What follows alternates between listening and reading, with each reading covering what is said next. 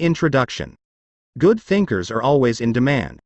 A person who knows how may always have a job, but the person who knows why will always be his boss. Good thinkers solve problems, they never lack ideas that can build an organization, and they always have hope for a better future.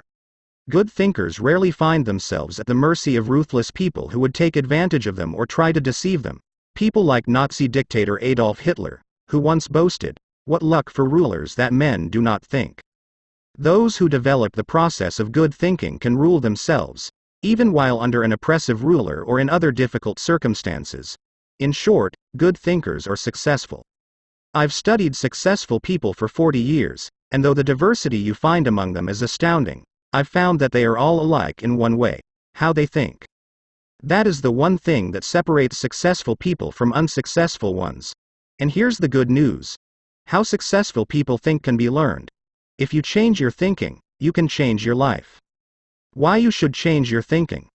It's hard to overstate the value of changing your thinking. Good thinking can do many things for you: generate revenue, solve problems, and create opportunities. It can take you to a whole new level, personally and professionally. It really can change your life. Consider some things you need to know about changing your thinking. 1. Changed thinking is not automatic. Sadly, a change in thinking doesn't happen on its own. Good ideas rarely go out and find someone. If you want to find a good idea, you must search for it. If you want to become a better thinker, you need to work at it, and once you begin to become a better thinker, the good ideas keep coming. In fact, the amount of good thinking you can do at any time depends primarily on the amount of good thinking you are already doing. 2. Changed thinking is difficult. When you hear someone say, "Now this is just off the top of my head," expect dandruff. The only people who believe thinking is easy are those who don't habitually engage in it. Nobel Prize-winning physicist Albert Einstein, one of the best thinkers who ever lived, asserted, "Thinking is hard work. That's why so few do it." Because thinking is so difficult, you want to use anything you can to help you improve the process. 3. Changed thinking is worth the investment. Author Napoleon Hill observed, "More gold has been mined from the thoughts of man than has ever been taken from the earth." When you take the time to learn how to change your thinking and become a better thinker, you are investing in yourself. Gold mines tap out. Stock markets crash. Real estate investments can go sour. But a human mind with the ability to think well is like a diamond mine that never runs out. It's priceless. How to become a better thinker? Do you want to master the process of good thinking? Do you want to be a better thinker tomorrow than you are today? Then you need to engage in an ongoing process that improves your thinking. I recommend you do the following. 1. Expose yourself to good input. Good thinkers always prime the pump of ideas. They always look for things to get the thinking process started, because what you put in always impacts what comes out. Read books, review trade magazines, listen to tapes, and spend time with good thinkers. And when something intrigues you, whether it's someone else's idea or the seed of an idea that you've come up with yourself, keep it in front of you. Put it in writing and keep it somewhere in your favorite thinking place to stimulate your thinking. 2. Expose yourself to good thinkers. Spend time with the right people. As I worked on this section and bounced my ideas off of some key people, so that my thoughts would be stretched, I realized something about myself. All of the people in my life whom I consider to be close friends or colleagues are thinkers. Now, I love all people. I try to be kind to everyone I meet, and I desire to add value to as many people as I can through conferences, books, audio lessons, etc. But the people I seek out and choose to spend time with all challenge me with their thinking and their actions. They are constantly trying to grow and learn. That's true of my wife, Margaret, my close friends, and the executives who run my companies. Every one of them is a good thinker. The writer of Proverbs observed that sharp people sharpen one another, just as iron sharpens iron. If you want to be a sharp thinker, be around sharp people. 3. Choose to think good thoughts. To become a good thinker, you must become intentional about the thinking process. Regularly put yourself in the right place to think, shape, stretch, and land your thoughts. Make it a priority. Remember, thinking is a discipline. Recently I had breakfast with Dan Cathy, the president of Chick-fil-A, a fast food chain headquartered in the Atlanta area. I told him that I was working on this book and I asked him if he made thinking time a high priority. Not only did he say yes, but he told me about what he calls his thinking schedule. It helps him to fight the hectic pace of life that discourages intentional thinking. Dan says he sets aside time just to think for half a day every 2 weeks, for 1 whole day every month, and for 2 or 3 full days every year. Dan explains, "This helps me keep the main thing, since I am so easily distracted." You may want to do something similar, or you can develop a schedule and method of your own. No matter what you choose to do, go to your thinking place, take paper and pen, and make sure you capture your ideas in writing. 4. Act on your good thoughts. Ideas have a short shelf life. You must act on them before the expiration date. World War I flying ace Eddie Rickenbacker said it all when he remarked, "I can give you a 6-word formula for success. Think things through, then follow through." 5. Allow your emotions to create another good thought.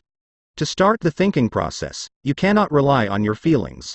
In Failing Forward, I wrote that you can act your way into feeling long before you can feel your way into action. If you wait until you feel like doing something, you will likely never accomplish it. The same is true for thinking. You cannot wait until you feel like thinking to do it. However, I've found that once you engage in the process of good thinking, you can use your emotions to feed the process and create mental momentum. Try it for yourself. After you go through the disciplined process of thinking and enjoy some success, allow yourself to savor the moment and try riding the mental energy of that success. If you're like me, it's likely to spur additional thoughts and productive ideas. 6. Repeat the process. One good thought does not make a good life. The people who have one good thought and try to ride it for an entire career often end up unhappy or destitute. They are the one-hit wonders, the one-book authors, the one-message speakers, the one-time inventors who spend their life struggling to protect or promote their single idea. Success comes to those who have an entire mountain of gold that they continually mine, not those who find one nugget and try to live on it for 50 years. To become someone who can mine a lot of gold, you need to keep repeating the process of good thinking. Putting yourself in the RIGHTPLACE to think. Becoming a good thinker isn't overly complicated. It's a discipline. If you do the 6 things I have outlined, you will set yourself up for a lifestyle of better thinking. But what do you do to come up with specific ideas on a day-to-day basis? I want to teach you the process that I've used to discover and develop good thoughts. It's certainly not the only one that works, but it has worked well for me. 1. Find a place to think your thoughts. If you go to your designated place to think expecting to generate good thoughts, then eventually you will come up with some. Where is the best place to think? Everybody's different. Some people think best in the shower. Others, like my friend Dick Biggs, like to go to a park. For me, the best places to think are in my car, on planes, and in the spa. Ideas come to me in other places as well, such as when I'm in bed. I keep a special lighted writing pad on my nightstand for such times. I believe I often get thoughts because I make it a habit to frequently go to my thinking places. If you want to consistently generate ideas, you need to do the same thing. Find a place where you can think, and plan to capture your thoughts on paper so that you don't lose them. When I found a place to think my thoughts found a place in me. 2. Find a place to shape your thoughts. Rarely do ideas come fully formed and completely worked out.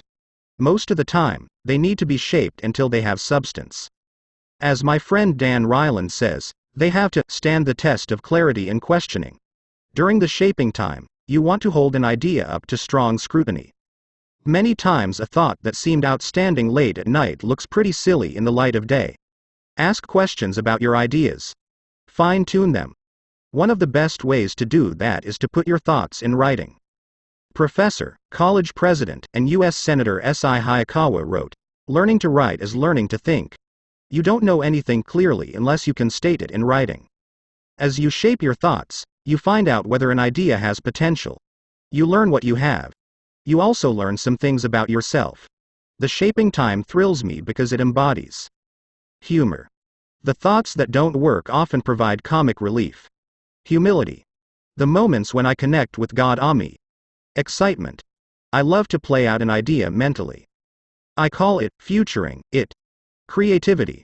In these moments I am unhampered by reality. Fulfillment. God made me for this process. It uses my greatest gifts and gives me joy.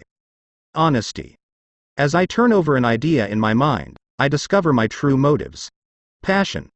When you shape a thought, you find out what you believe and what really counts. Change. Most of the changes I have made in my life resulted from thorough thinking on a subject. You can shape your thoughts almost anywhere. Just find a place that works for you, where you will be able to write things down, focus your attention without interruptions, and ask questions about your ideas. 3. Find a place to stretch your thoughts. If you come upon great thoughts and spend time mentally shaping them, don't think you're done and can stop there. If you do, you will miss some of the most valuable aspects of the thinking process. You miss bringing others in and expanding ideas to their greatest potential. Earlier in my life, I have to admit, I was often guilty of this error. I wanted to take an idea from seed thought to solution before sharing it with anyone, even the people it would most impact. I did this both at work and at home. But over the years, I have learned that you can go much farther with a team than you can go alone. I've found a kind of formula that can help you stretch your thoughts. It says, the right thought plus the right people in the right environment at the right time for the right reason equals the right result. This combination is hard to beat. Like every person, every thought has the potential to become something great. When you find a place to stretch your thoughts, you find that potential. 4. Find a place to land your thoughts. Author C.D. Jackson observes that, great ideas need landing gear as well as wings. Any idea that remains only an idea doesn't make a great impact. The real power of an idea comes when it goes from abstraction to application. Think about Einstein's theory of relativity. When he published his theories in 1905 and 1916, they were merely profound ideas. Their real power came with the development of the nuclear reactor in 1942 and the nuclear bomb in 1945. When scientists developed and implemented Einstein's ideas, the whole world changed. Likewise, if you want your thoughts to make an impact, you need to land them with others so that they can someday be implemented. As you plan for the application phase of the thinking process, land your ideas first with yourself. Landing an idea with yourself will give you integrity. People will buy into an idea only after they buy into the leader who communicates it. Before teaching any lesson, I ask myself 3 questions. Do I believe it? Do I live it? Do I believe others should live it? If I can't answer yes to all 3 questions, then I haven't landed it. Key players. Let's face it, no idea will fly if the influencers don't embrace it. After all, they are the people who carry thoughts from idea to implementation. Those most affected. Landing thoughts with the people on the firing line will give you great insight. Those closest to changes that occur as a result of a new idea can give you a reality read. And that's important, because sometimes even when you've diligently completed the process of creating a thought, shaping it, and stretching it with other good thinkers, you can still miss the mark. 5. Find a place to fly your thoughts. French philosopher Henri Louis Bergson, who won the Nobel Prize in Literature in 1927, asserted that a person should think like a man of action, act like a man of thought. What good is thinking if it has no application in real life? Thinking divorced from actions cannot be productive. Learning how to master the process of thinking well leads you to productive thinking. If you can develop the discipline of good thinking and turn it into a lifetime habit, then you will be successful and productive all of your life. Once you've created, shaped, stretched, and landed your thoughts, then flying them can be fun and easy. Portrait of a good thinker. You often hear someone say that a colleague or friend is a good thinker, but that phrase means something different to everyone. To one person it may mean having a high IQ, while to another it could mean knowing a bunch of trivia or being able to figure out whodunit when reading a mystery novel. I believe that good thinking isn't just one thing. It consists of several specific thinking skills. Becoming a good thinker means developing those skills to the best of your ability. It doesn't matter whether you were born rich or poor. It doesn't matter if you have a 3rd-grade education or possess a PhD. It doesn't matter if you suffer from multiple disabilities or you're the picture of health. No matter what your circumstances, you can learn to be a good thinker. All you must do is be willing to engage in the process every day. In Built to Last, Jim Collins and Jerry Porras describe what it means to be a visionary company. the kind of company that epitomizes the pinnacle of American business. They describe those companies this way: a visionary company is like a great work of art. Think of Michelangelo's scenes from Genesis on the ceiling of the Sistine Chapel or his statue of David. Think of a great and enduring novel like Huckleberry Finn or Crime and Punishment. Think of Beethoven's Ninth Symphony or Shakespeare's Henry V. Think of a beautifully designed building, like the masterpieces of Frank Lloyd Wright or Ludwig Mies van der Rohe. You can't point to any one single item that makes the whole thing work. It's the entire work, all the pieces working together to create an overall effect that leads to enduring greatness. Good thinking is similar. You need all the thinking pieces to become the kind of person who can achieve great things. Those pieces include the following 11 skills: seeing the wisdom of big picture thinking, unleashing the potential of focused thinking, discovering the joy of creative thinking, recognizing the importance of realistic thinking, releasing the power of strategic thinking, feeling the energy of possibility thinking, embracing the lessons of reflective thinking, questioning the acceptance of popular thinking, encouraging the participation of shared thinking, experiencing the satisfaction of unselfish thinking, enjoying the return of bottom-line thinking. As you read the chapters dedicated to each kind of thinking, you will discover that they do not try to tell you what to think, they attempt to teach you how to think. As you become acquainted with each skill, you will find that some you do well, others you don't.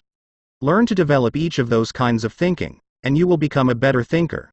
Master all that you can, including the process of shared thinking, which helps you compensate for your weak areas, and your life will change. Chapter 1. Cultivate Big Picture Thinking. Where success is concerned, people are not measured in inches, or pounds, or college degrees, or family background. They are measured by the size of their thinking. Said by David Schwartz. Big picture thinking can benefit any person in any profession. When somebody like Jack Welch tells a GE employee that the ongoing relationship with the customer is more important than the sale of an individual product, he's reminding them of the big picture. When two parents are fed up with potty training, poor grades, or fender benders, and one reminds the other that the current difficult time is only a temporary season, then they benefit from thinking big picture. Real estate developer Donald Trump quipped, "You have to think anyway, so why not think big?" Big picture thinking brings wholeness and maturity to a person's thinking. It brings perspective. It's like making the frame of a picture bigger, in the process expanding not only what you can see, but what you are able to do. Spend time with big picture thinkers, and you will find that they learn continually. Big picture thinkers are never satisfied with what they already know. They are always visiting new places, reading new books, meeting new people, learning new skills. And because of that practice, they often are able to connect the unconnected. They are lifelong learners. To help me maintain a learner's attitude, I spend a few moments every morning thinking about my learning opportunities for the day. As I review my calendar and to-do list, knowing whom I will meet that day, what I will read, which meetings I will attend, I note where I am most likely to learn something. Then I mentally cue myself to look attentively for something that will improve me in that situation. If you desire to keep learning, I want to encourage you to examine your day and look for opportunities to learn. Listen intentionally. An excellent way to broaden your experience is to listen to someone who has expertise in an area where you don't. I search for such opportunities. One year I spoke to about 900 coaches and scouts at the Senior Bowl, where graduating football players participate in their last college game. I had the opportunity, along with my son-in-law, Steve Miller, to have dinner with NFL head coaches Dave Wannstedt and Butch Davis. It's not often that you get such an opportunity, so I asked them questions about teamwork and spent a lot of time listening to them. At the end of the evening, as Steve and I were walking to our car, he said to me, "John, I bet you asked those coaches 100 questions tonight." "If I'm going to learn and grow," I replied, "I must know what questions to ask and know how to apply the answers to my life." Listening has taught me a lot more than talking. When you meet with people, it's good to have an agenda so that you can learn. It's a great way to partner with people who can do things you can't. Big picture thinkers recognize that they don't know lots of things. They frequently ask penetrating questions to enlarge their understanding and thinking. If you want to become a better big picture thinker, then become a good listener. Look expansively. Writer Henry David Thoreau wrote, "Many an object is not seen, though it falls within the range of our visual ray, because it does not come within the range of our intellectual ray." Human beings habitually see their own world first. For example, when people arrive at a leadership conference put on by my company, they want to know where they're going to park, whether they will be able to get a good and comfortable seat, whether the speaker will be on, and if the breaks will be spaced right. When I arrive to speak at the same conference, I want to know that the lighting is good, the sound equipment is operating effectively, whether the speaker's platform will be close enough to the people, etc. Who you are determines what you see, and how you think. Big picture thinkers realize there is a world out there besides their own, and they make an effort to get outside of themselves and see other people's worlds through their eyes. It's hard to see the picture while inside the frame. To see how others see, you must first find out how they think. Becoming a good listener certainly helps with that. So does getting over your personal agenda and trying to take the other person's perspective. Live completely. French essayist Michel Akem de Montaigne wrote, "The value of life lies not in the length of days, but in the use we make of them." A man may live long yet live very little. The truth is that you can spend your life any way you want, but you can spend it only once. Becoming a big picture thinker can help you to live with wholeness, to live a very fulfilling life. People who see the big picture expand their experience because they expand their world. As a result, they accomplish more than narrow-minded people. And they experience fewer unwanted surprises, too, because they are more likely to see the many components involved in any given situation. Issues, people, relationships, timing, and values. They are also, therefore, usually more tolerant of other people in their thinking. Why you should receive the wisdom of big picture thinking. Intuitively, you probably recognize big picture thinking as beneficial. Few people want to be closed-minded. No one sets out to be that way. But just in case you're not completely convinced, consider several specific reasons why you should make the effort to become a better big picture thinker. 1. Big picture thinking allows you to lead. You can find many big picture thinkers who aren't leaders, but you will find few leaders who are not big picture thinkers. Leaders must be able to do many important things for their people. See the vision before their people do. They also see more of it. This allows them to size up situations, taking into account many variables. Leaders who see the big picture discern possibilities as well as problems to form a foundation to build the vision. Once leaders have done that, they can sketch a picture of where the team is going, including any potential challenges or obstacles. The goal of leaders shouldn't be merely to make their people feel good, but to help them be good and accomplish the dream. The vision, shown accurately, will allow leaders to show how the future connects with the past to make the journey more meaningful. When leaders recognize this need for connection and bridge it, then they can seize the moment when the timing is right. In leadership, when to move is as important as what you do. As Winston Churchill said, there comes a special moment in everyone's life, a moment for which that person was born. When he seizes it, it is his finest hour. Whether building roads, planning a trip, or moving in leadership, big picture thinking allows you to enjoy more success. People who are constantly looking at the whole picture have the best chance of succeeding in any endeavor. 2. Big picture thinking keeps you on target. Thomas Fuller, chaplain to Charles II of England, observed, "He that is everywhere is nowhere." To get things done, you need focus. However, to get the right things done, you also need to consider the big picture. Only by putting your daily activities in the context of the big picture will you be able to stay on target. As Alvin Toffler says, you've got to think about big things while you're doing small things, so that all the small things go in the right direction. 3. Big picture thinking allows you to see what others see. One of the most important skills you can develop in human relations is the ability to see things from the other person's point of view. It's one of the keys to working with clients, satisfying customers, maintaining a marriage, rearing children, helping those who are less fortunate, etc. All human interactions are enhanced by the ability to put yourself in another person's shoes. How? Look beyond yourself, your own interests, and your own world. When you work to consider an issue from every possible angle, examine it in the light of another's history, discover the interests and concerns of others, and try to set aside your own agenda, you begin to see what others see. And that is a powerful thing. 4. Big picture thinking promotes teamwork. If you participate in any kind of team activity, then you know how important it is that team members see the whole picture, not just their own part. Anytime a person doesn't know how his work fits with that of his teammates, then the whole team is in trouble. The better the grasp team members have of the big picture, the greater their potential to work together as a team. 5. Big picture thinking keeps you from being caught up in the mundane. Let's face it, some aspects of everyday life are absolutely necessary but thoroughly uninteresting.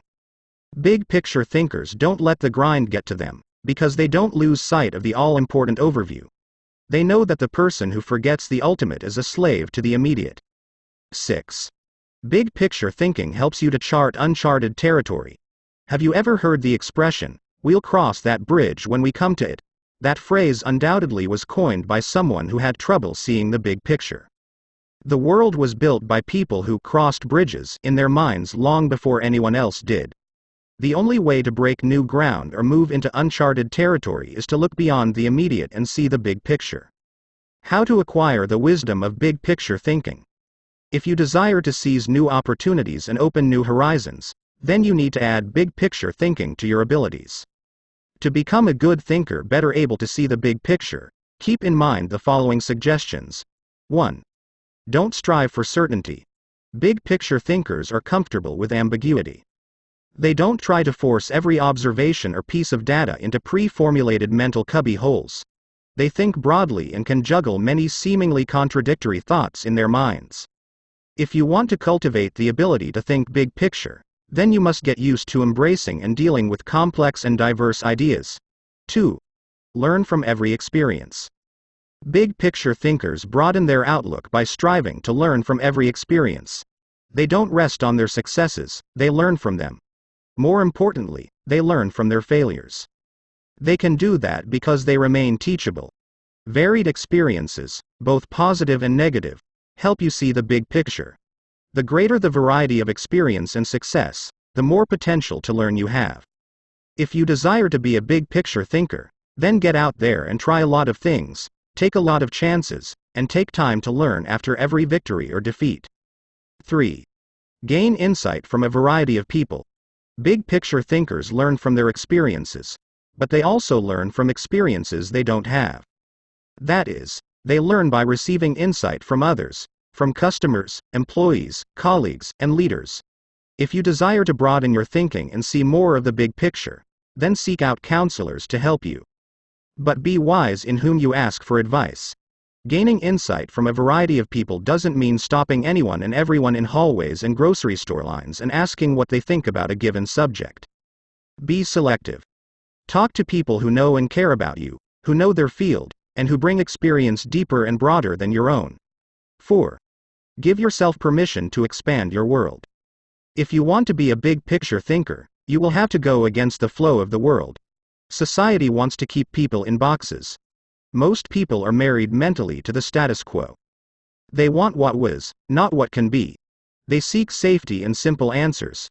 To think big picture, you need to give yourself permission to go a different way, to break new ground, to find new worlds to conquer. And when your world does get bigger, you need to celebrate.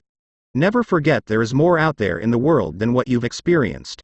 Keep learning, keep growing, and keep looking at the big picture. If you desire to be a good thinker, that's what you need to do.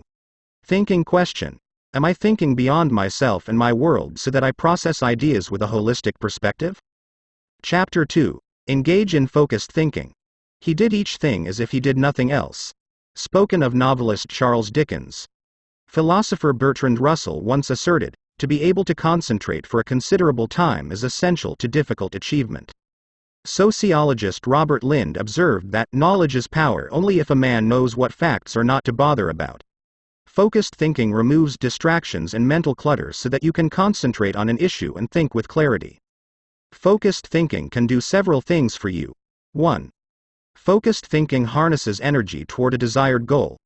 Focus can bring energy and power to almost anything, whether physical or mental. If you're learning how to pitch a baseball and you want to develop a good curveball, then focused thinking while practicing will improve your technique. If you need to refine the manufacturing process of your product, focused thinking will help you develop the best method. If you want to solve a difficult mathematics problem, focused thinking helps you break through to the solution.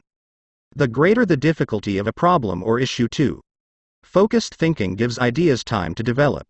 I love to discover and develop ideas. I often bring my creative team together for brainstorming and creative thinking. When we first get together, we try to be exhaustive in our thinking in order to generate as many ideas as possible. The birthing of a potential breakthrough often results from sharing many good ideas. But to take ideas to the next level, you must shift from being expansive in your thinking to being selective. I have discovered that a good idea can become a great idea when it is given focus time. It's true that focusing on a single idea for a long time can be very frustrating. I've often spent days focusing on a thought and trying to develop it, only to find that I could not improve the idea. But sometimes my perseverance in focused thinking pays off. That brings me great joy. And when focused thinking is at its best, not only does the idea grow, but so do I. 3. Focused thinking brings clarity to the target. I consider golf one of my favorite hobbies. It's a wonderfully challenging game. I like it because the objectives are so clear. Professor William Mobley of the University of South Carolina made the following observation about golf. One of the most important things about golf is the presence of clear goals. You see the pins, you know the par. It's neither too easy nor unattainable. You know your average score, and there are competitive goals, competitive with par, with yourself and others. These goals give you something to shoot at. In work, as in golf, goals motivate. One time on the golf course, I followed a golfer who neglected to put the pin back in the hole after he putted. Because I could not see my target, I couldn't focus properly. My focus quickly turned to frustration, and to poor play. To be a good golfer, a person needs to focus on a clear target. The same is true in thinking. Focus helps you to know the goal, and to achieve it. 4. Focused thinking will take you to the next level. No one achieves greatness by becoming a generalist. You don't hone a skill by diluting your attention to its development. The only way to get to the next level is to focus.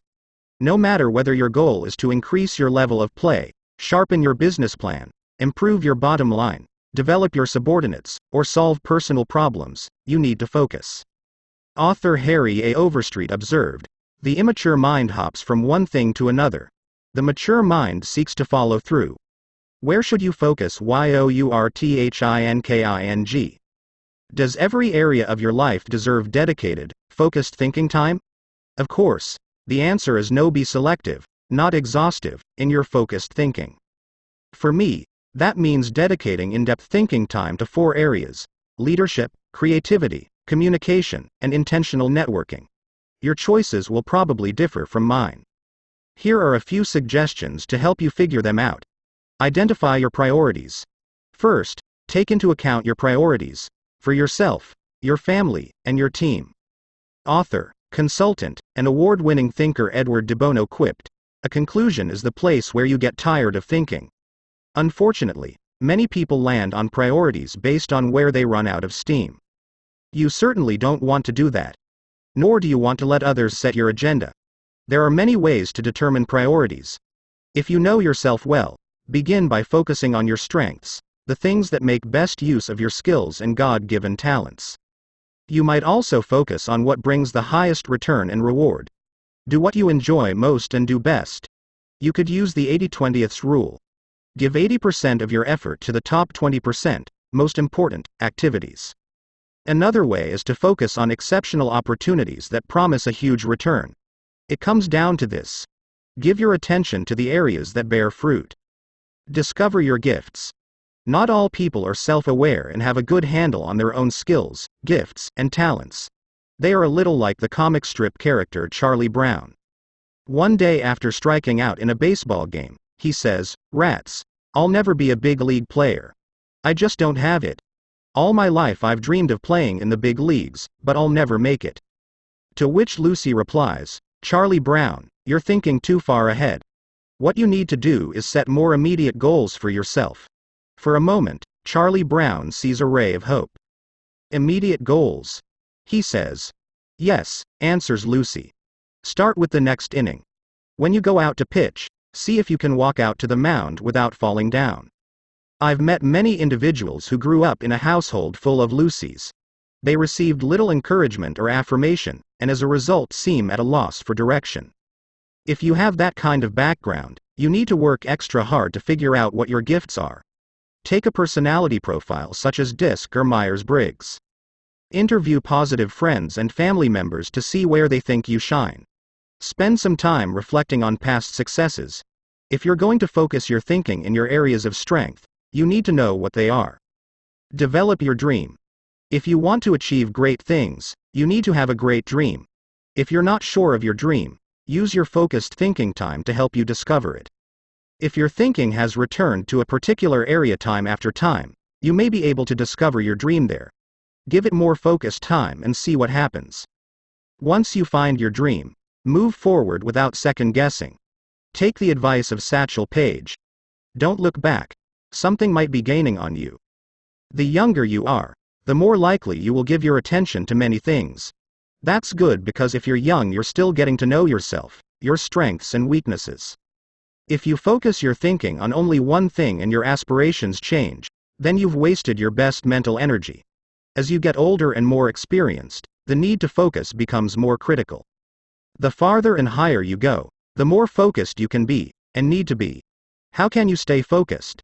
Once you have a handle on what you should think about, you must decide how to better focus on it. Here are 5 suggestions to help you with the process. 1. Remove distractions. Removing distractions is no small matter in our current culture, but it's critical. How do you do it? First, by maintaining the discipline of practicing your priorities. Don't do easy things first or hard things first or urgent things first. Do first things first, the activities that give you the highest return. In that way, you keep the distractions to a minimum. Second, insulate yourself from distractions. I've found that I need blocks of time to think without interruptions. I've mastered the art of making myself unavailable when necessary and going off to my thinking place, so that I can work without interruptions. Because of my responsibilities as founder of 3 companies, however, I am always aware of the tension between my need to remain accessible to others as a leader and my need to withdraw from them to think. The best way to resolve the tension is to understand the value of both activities. Walking slowly through the crowd allows me to connect with people and know their needs. Withdrawing from the crowd allows me to think of ways to add value to them. My advice to you is to place value on and give attention to both. If you naturally withdraw, then make sure to get out among people more often. If you're always on the go and rarely withdraw for thinking time, then remove yourself periodically so that you can unleash the potential of focused thinking. And wherever you are, be there. 2. Make time for focused thinking. Once you have a place to think, you need the time to think. Because of the fast pace of our culture, people tend to multitask. But that's not always a good idea. Switching from task to task can cost you up to 40% efficiency. According to researchers, if you're trying to accomplish many things at the same time, you'll get more done by focusing on one task at a time, not by switching constantly from one task to another. Years ago, I realized that my best thinking time occurs in the morning. Whenever possible, I reserve my mornings for thinking and writing. One way to gain time for focused thinking is to impose upon yourself a rule that one company implemented. Don't allow yourself to look at email until after 10 a.m. Instead, focus your energies on your number 1 priority. Put non-productive time wasters on hold so that you can create thinking time for yourself. 3. Keep items of focus before you. Ralph Waldo Emerson, the great transcendental thinker, believed, concentration is the secret of strength in politics, in war, in trade, in short, in all management of human affairs. To help me concentrate on the things that matter, I work to keep important items before me. One way is to ask my assistant, Linda Eggers, to keep bringing it up, asking me about it, giving me additional information in reference to it. I'll also keep a file or a page on my desk so that I see it every day as I work. That strategy has successfully helped me for 30 years to stimulate and sharpen ideas. If you've never done it, I recommend that you try it. I'll tell you more about it in the section on reflective thinking. 4. Set goals. I believe goals are important. The mind will not focus until it has clear objectives. But the purpose of goals is to focus your attention and give you direction, not to identify a final destination. As you think about your goals, note that they should be clear enough to be kept in focus, close enough to be achieved, helpful enough to change lives. Those guidelines will get you going. And be sure to write down your goals. If they're not written, I can almost guarantee that they're not focused enough. And if you really want to make sure they're focused, take the advice of David Belasco, who says, "If you can't write your idea on the back of my business card, you don't have a clear idea." Even if you look back years from now and think your goals were too small, they will have served their purpose, if they provide you with direction. 5. Question your progress. Take a good look at yourself from time to time to see whether you are actually making progress. That is the most accurate measure of whether you are making the best use of focused thinking. Ask yourself, am I seeing a return for my investment of focused thinking time? Is what I am doing getting me closer to my goals? Am I headed in a direction that helps me to fulfill my commitments, maintain my priorities, and realize my dreams? What are you giving up to go up? No one can go to the highest level and remain a generalist. My dad used to say, find the one thing you do well and don't do anything else. I've found that to do well at a few things, I have had to give up many things. As I worked on this chapter, I spent some time reflecting on the kinds of things I've given up. Here are the main ones. I can't know everyone. I love people, and I'm outgoing. Put me into a room full of people, and I feel energized. So it goes against my grain to restrict myself from spending time with lots of people. To compensate for that, I've done a couple of things. First, I've chosen a strong inner circle of people. They not only provide tremendous professional help, but they also make life's journey much more pleasant. Second, I ask certain friends to catch me up on what's happening in the lives of other friends. I usually do that when I'm traveling and can't block out the time I would need for focused thinking. I can't do everything. There are only a few exceptional opportunities in any person's lifetime. That's why I strive for excellence in a few things rather than a good performance in many. That's cost me. Because of my workload, I also have to skip doing many things that I would love to do. For example, every week I hand off projects that I think would be fun to do myself. I practice the 10-80-10 principle with the people to whom I'm delegating a task. I help with the first 10% by casting vision, laying down parameters, providing resources, and giving encouragement. Then once they've done the middle 80%, I come alongside them again and help them take whatever it is the rest of the way, if I can. I call it putting the cherry on top. I can't go everywhere. Every conference speaker and author has to travel a lot. Before I began doing much speaking, that seemed like a glamorous life. But after logging several million miles, I know what kind of a toll it can take. Ironically, I still love traveling for pleasure with my wife, Margaret. It's one of our great joys. She and I could take 10 vacations a year and enjoy every one of them. Yet we can't, because so much of my time is consumed doing what I was called to do. Help people to grow personally and to develop as leaders. I can't be well-rounded. Being focused also keeps me from being well-rounded. I tell people, 99% of everything in life I don't need to know about. I try to focus on the 1% that gives the highest return. And of the remaining 99, Margaret keeps me aware of whatever I need to know. It's one of the ways I keep from getting totally out of balance in my life. Being willing to give up some of the things you love in order to focus on what has the greatest impact isn't an easy lesson to learn. But the earlier you embrace it, the sooner you can dedicate yourself to excellence in what matters most. Thinking question: am I dedicated to removing distractions and mental clutter so that I can concentrate with clarity on the real issue? Chapter 3. Harness creative thinking. The joy is in creating, not maintaining. Said by Vince Lombardi, NFL Hall of Fame coach. Creativity is pure gold, no matter what you do for a living. Annette Moser-Wellman, author of The 5 Faces of Genius, asserts, the most valuable resource you bring to your work and to your firm is your creativity. More than what you get done, more than the role you play, more than your title, more than your output, it's your ideas that matter. Despite the importance of a person's ability to think with creativity, few people seem to possess the skill in abundance. If you're not as creative as you would like to be, you can change your way of thinking. Creative thinking isn't necessarily original thinking. In fact, I think people mythologize original thought. Most often, creative thinking is a composite of other thoughts discovered along the way. Even the great artists, whom we consider highly original, learned from their masters, modeled their work on that of others, and brought together a host of ideas and styles to create their own work.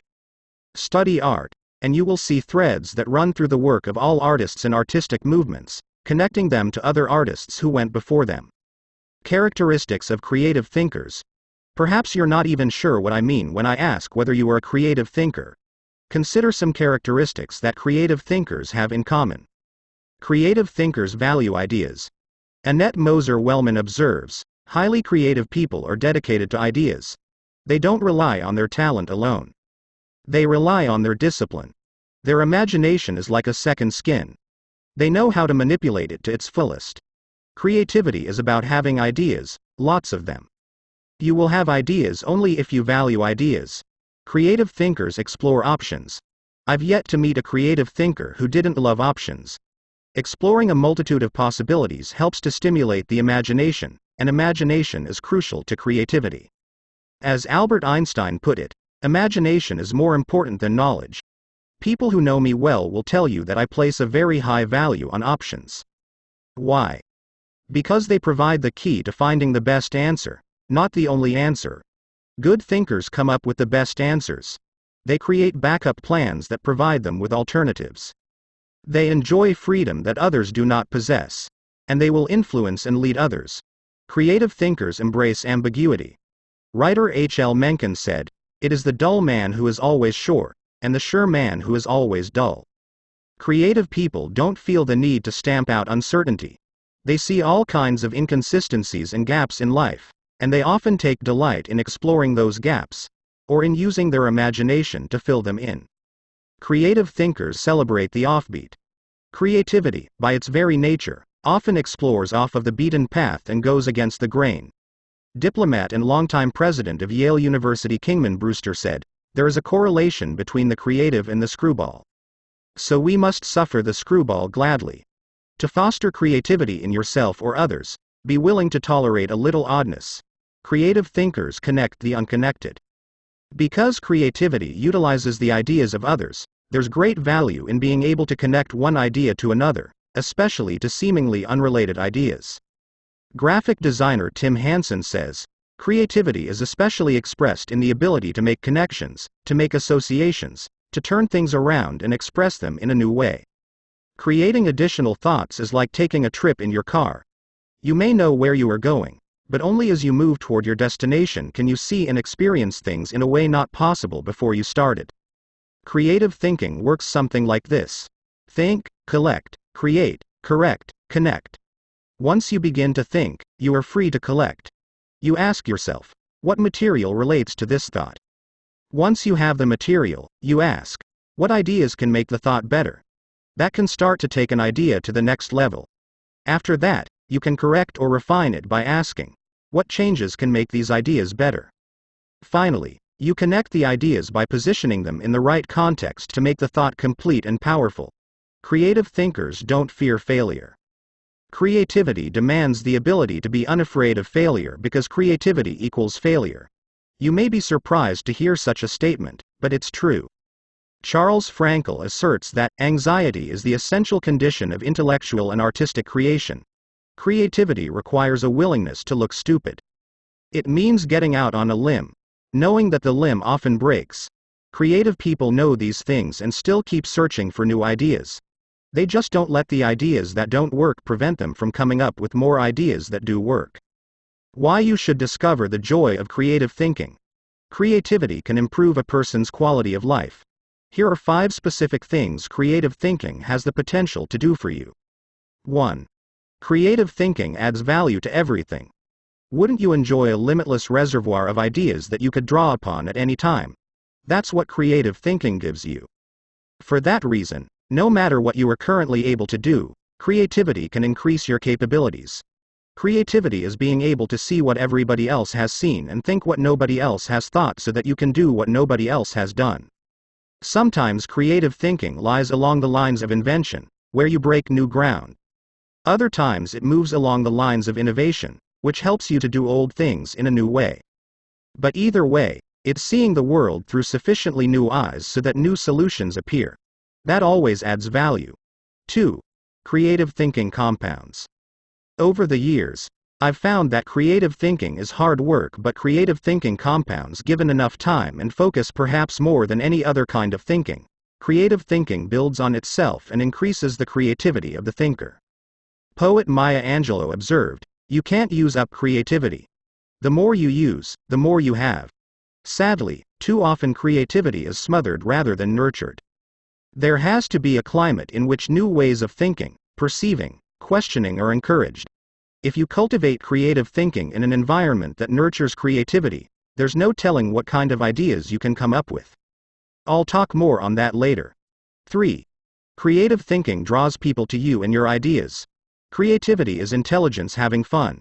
People admire intelligence, and they are always attracted to fun, so the combination is fantastic.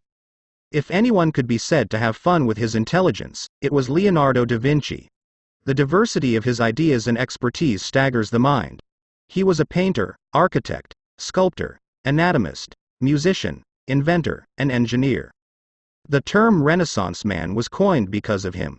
Just as people were drawn to Da Vinci and his ideas during the Renaissance, they are drawn to creative people today. If you cultivate creativity, you will become more attractive to other people, and they will be drawn to you. 4. Creative thinking helps you learn more. Author and creativity expert Ernie Zielinski says, "Creativity is the joy of not knowing it all." The joy of not knowing it all refers to the realization that we seldom, if ever, have all the answers.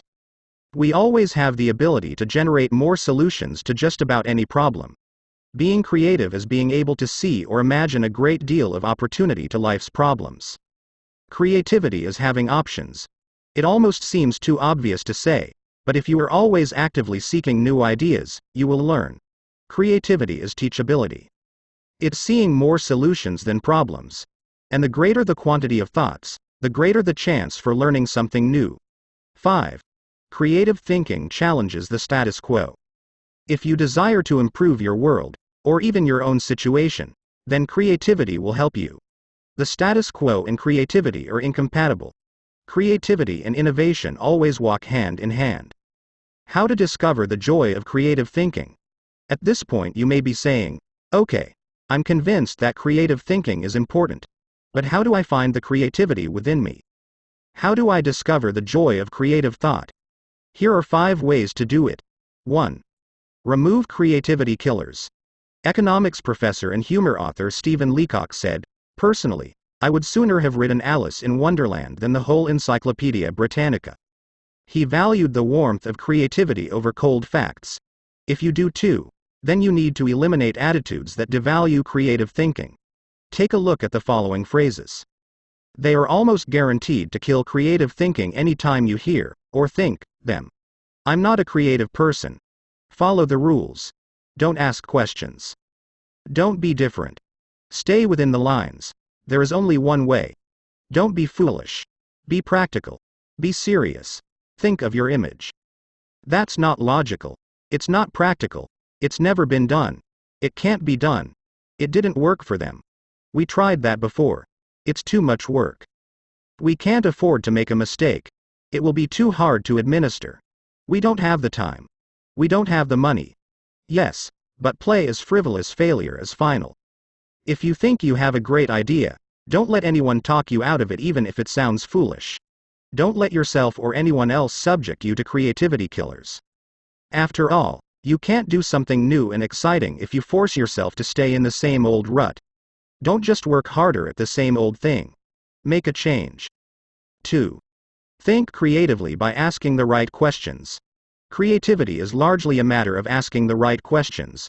Management trainer Sir Anthony J. said, "The uncreative mind can spot wrong answers, but it takes a creative mind to spot wrong questions." Wrong questions shut down the process of creative thinking. They direct thinkers down the same old path, or they chide them into believing that thinking isn't necessary at all. To stimulate creative thinking, ask yourself questions such as, why must it be done this way? What is the root problem? What are the underlying issues? What does this remind me of? What is the opposite? What metaphor or symbol helps to explain it? Why is it important? What's the hardest or most expensive way to do it? Who has a different perspective on this? What happens if we don't do it at all? You get the idea, and you can probably come up with better questions yourself. Physicist Tom Hershfield observed, if you don't ask, why this? Often enough, somebody will ask, why you? If you want to think creatively, you must ask good questions. You must challenge the process. 3. Develop a creative environment. Charlie Brower said, a new idea is delicate. It can be killed by a sneer or a yawn. It can be stabbed to death by a quip and worried to death by a frown on the right man's brow. Negative environments kill thousands of great ideas every minute. A creative environment, on the other hand, becomes like a greenhouse where ideas get seeded, sprout up, and flourish. A creative environment encourages creativity. David Hills says, studies of creativity suggest that the biggest single variable of whether or not employees will be creative is whether they perceive they have permission. When innovation and good thinking are openly encouraged and rewarded, then people see that they have permission to be creative. Places a high value on trust among team members and individuality. Creativity always risks failure. That's why trust is so important to creative people. In the creative process, trust comes from people working together, from knowing that people on the team have experience launching successful, creative ideas, and from the assurance that creative ideas won't go to waste, because they will be implemented. Embraces those who are creative. Creative people celebrate the offbeat. How should creative people be treated? I take the advice of Tom Peters. Weed out the dullards, nurture the nuts. I do that by spending time with them, which I enjoy anyway. I especially like to pull people into brainstorming sessions. People look forward to an invitation to such meetings because the time will be filled with energy, ideas, and laughter. And the odds are high that a new project, seminar, or business strategy will result. When that happens, they also know a party's coming. Focuses on innovation, not just invention. Sam Weston, creator of the popular action figure G.I. Joe, said, truly groundbreaking ideas are rare, but you don't necessarily need one to make a career out of creativity. My definition of creativity is the logical combination of two or more existing elements that result in a new concept. The best way to make a living with your imagination is to develop innovative applications, not imagine completely new concepts. Creative people say, give me a good idea and I'll give you a better idea. Is willing to let people go outside the lines. Most people automatically stay within lines, even if those lines have been arbitrarily drawn or are terribly out of date. Remember, most limitations we face are not imposed on us by others, we place them on ourselves. Lack of creativity often falls into that category. If you want to be more creative, challenge boundaries. Inventor Charles Kettering said, all human development, no matter what form it takes, must be outside the rules. Otherwise, we would never have anything new. A creative environment takes that into account. Appreciates the power of a dream. A creative environment promotes the freedom of a dream. A creative environment encourages the use of a blank sheet of paper and the question, if we could draw a picture of what we want to accomplish, what would that look like? A creative environment allowed Martin Luther King Jr. to speak with passion and declare to millions, I have a dream, not, I have a goal. Goals may give focus, but dreams give power. Dreams expand the world. That is why James Allen suggested that dreamers are the saviors of the world. The more creativity friendly you can make your environment, the more potential it has to become creative. 4. Spend time with other creative people. What if the place you work has an environment hostile to creativity, and you possess little ability to change it? One possibility is to change jobs. But what if you desire to keep working there despite the negative environment? Your best option is to find a way to spend time with other creative people. Creativity is contagious. Have you ever noticed what happens during a good brainstorming session? One person throws out an idea. Another person uses it as a springboard to discover another idea. Someone else takes it in yet another, even better direction. Then somebody grabs hold of it and takes it to a whole new level. The interplay of ideas can be electric. I have a strong group of creative individuals in my life. I make sure to spend regular time with them. When I leave them, I always feel energized, I'm full of ideas, and I see things differently. They truly are indispensable to my life. It's a fact that you begin to think like the people you spend a lot of time with. The more time you can spend with creative people engaging in creative activities, the more creative you will become. 5. Get out of your box. Actress Katharine Hepburn remarked, "If you obey all the rules, you will miss all the fun." While I don't think it's necessary to break all the rules, many are in place to protect us. I do think it's unwise to allow self-imposed limitations to hinder us. Creative thinkers know that they must repeatedly break out of the box of their own history and personal limitations in order to experience creative breakthroughs. The most effective way to help yourself get out of the box is to expose yourself to new paradigms. One way you can do that is by traveling to new places. Explore other cultures, countries, and traditions. Find out how people very different from you live and think. Another is to read on new subjects. I'm naturally curious and love to learn, but I still have a tendency to read books only on my favorite subjects, such as leadership. I sometimes have to force myself to read books that broaden my thinking, because I know it's worth it. If you want to break out of your own box, get into somebody else's. Read broadly. Many people mistakenly believe that if individuals aren't born with creativity, they will never be creative. But you can see from the many strategies and examples I've given that creativity can be cultivated in the right supportive environment. Thinking question: am I working to break out of my box of limitations so that I explore ideas and options to experience creative breakthroughs? Chapter 4. Employ realistic thinking. The first responsibility of a leader is to define reality. Said by Max Dupree, Chairman Emeritus of Herman Miller, Inc. As anyone knows who's been out of school for a few years, there's usually a huge gap between a college education and the reality of the working world. Honestly, early in my career, I went out of my way to avoid too much realistic thinking because I thought it would interfere with my creative thinking. But as I've grown, I've come to realize that realistic thinking adds to my life. Reality check. Reality is the difference between what we wish for and what is. It took some time for me to evolve into a realistic thinker. The process went in phases. First, I did not engage in realistic thinking at all. After a while, I realized that it was necessary, so I began to engage in it occasionally. But I didn't like it because I thought it was too negative. And any time I could delegate it, I did. Eventually, I found that I had to engage in realistic thinking if I was going to solve problems and learn from my mistakes. And in time, I became willing to think realistically before I got in trouble and make it a continual part of my life. Today, I encourage my key leaders to think realistically. We make realistic thinking the foundation of our business because we derive certainty and security from it. Why you should recognize the importance of realistic thinking. If you're a naturally optimistic person, as I am, you may not possess great desire to become a more realistic thinker. But cultivating the ability to be realistic in your thinking will not undermine your faith in people, nor will it lessen your ability to see and seize opportunities. Instead, it will add value to you in other ways. 1. Realistic thinking minimizes downside risk. Actions always have consequences. Realistic thinking helps you to determine what those consequences could be. And that's crucial, because only by recognizing and considering consequences can you plan for them.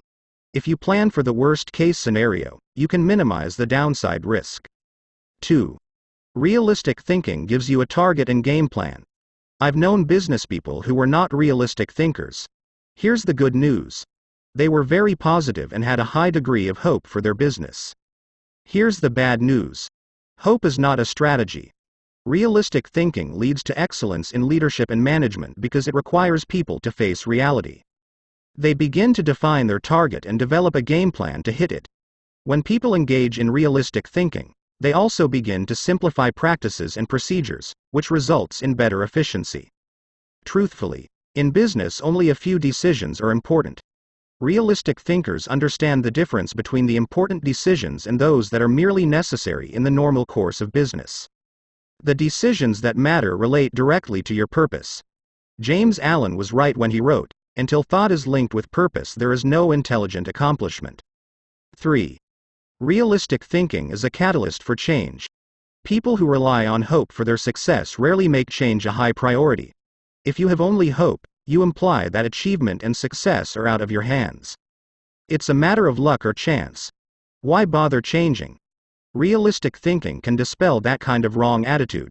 There's nothing like staring reality in the face to make a person recognize the need for change. Change alone doesn't bring growth, but you cannot have growth without change.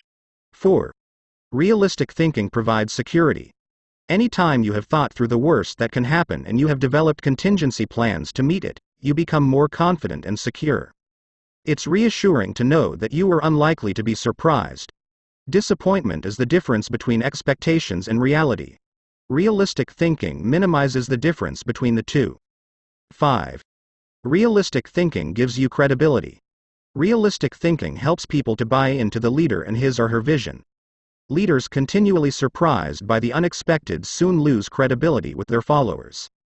On the other hand, leaders who think realistically and plan accordingly position their organizations to win. That gives their people confidence in them. The best leaders ask realistic questions before casting vision. They ask themselves things like, is it possible? Does this dream include everyone or just a few? Have I identified and articulated the areas that will make this dream difficult to achieve? 6. Realistic thinking provides a foundation to build on. Thomas Edison observed, the value of a good idea is in using it. The bottom line on realistic thinking is that it helps you to make an idea usable by taking away the wish factor. Most ideas and efforts don't accomplish their intended results because they rely too much on what we wish rather than what is. You can't build a house in midair. It needs a solid foundation. Ideas and plans are the same. They need something concrete on which to build. Realistic thinking provides that solid foundation. 7. Realistic thinking is a friend to those in trouble. If creativity is what you would do if you were unafraid of the possibility of failure, then reality is dealing with failure if it does happen. Realistic thinking gives you something concrete to fall back on during times of trouble, which can be very reassuring. Certainty in the midst of uncertainty brings stability. 8. Realistic thinking brings the dream to fruition. British novelist John Galsworthy wrote, idealism increases in direct proportion to one's distance from the problem. If you don't get close enough to a problem, you can't tackle it.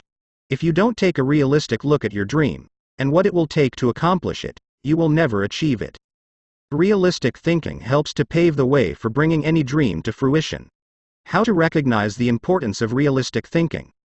Because I'm naturally optimistic rather than realistic, I've had to take concrete steps to improve my thinking in this area. Here are 5 things I do to improve my realistic thinking. 1. Develop an appreciation for truth. I could not develop as a realistic thinker until I gained an appreciation for realistic thinking. And that means learning to look at and enjoy truth. President Harry S. Truman said, I never give 'em hell. I just tell the truth and they think it is hell. That's the way many people react to truth. People tend to exaggerate their success and minimize their failures or deficiencies. They live according to Ruckert's law, believing there is nothing so small that it can't be blown out of proportion. Unfortunately, many people today could be described by a quote from Winston Churchill. Men occasionally stumble over the truth, but most pick themselves up and hurry off as if nothing has happened. More recently, television journalist Ted Koppel observed, our society finds truth too strong a medicine to digest undiluted. In its purest form, truth is not a polite tap on the shoulder. It is a howling reproach. In other words, the truth will set you free, but first it will make you angry. If you want to become a realistic thinker, however, you need to get comfortable dealing with the truth and face up to it. 2. Do your homework. The process of realistic thinking begins with doing your homework. You must first get the facts. Former Governor, Congressman, and Ambassador Chester Bowles said, when you approach a problem, strip yourself of preconceived opinions and prejudice. Assemble and learn the facts of the situation. Make the decision which seems to you to be the most honest, and then stick to it. It doesn't matter how sound your thinking is if it's based on faulty data or assumptions. You can't think well in the absence of facts, or in the presence of poor information. You can also find out what others have done in similar circumstances. Remember, your thinking doesn't necessarily have to be original, it just has to be solid.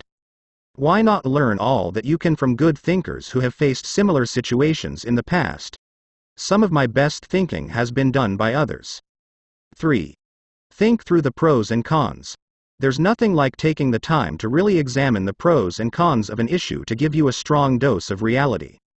It rarely comes down to simply choosing the course of action with the greatest number of pros, because all pros and cons do not carry equal weight.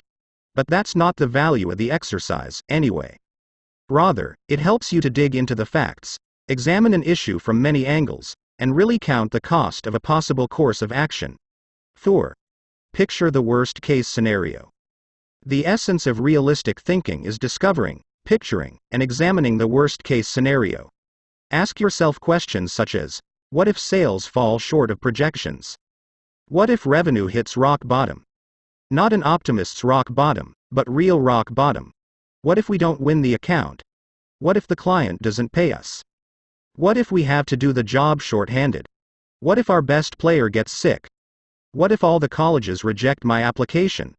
What if the market goes belly up? What if the volunteers quit? What if nobody shows up?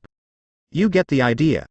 The point is that you need to think about worst-case possibilities whether you are running a business, leading a department, pastoring a church, coaching a team, or planning your personal finances.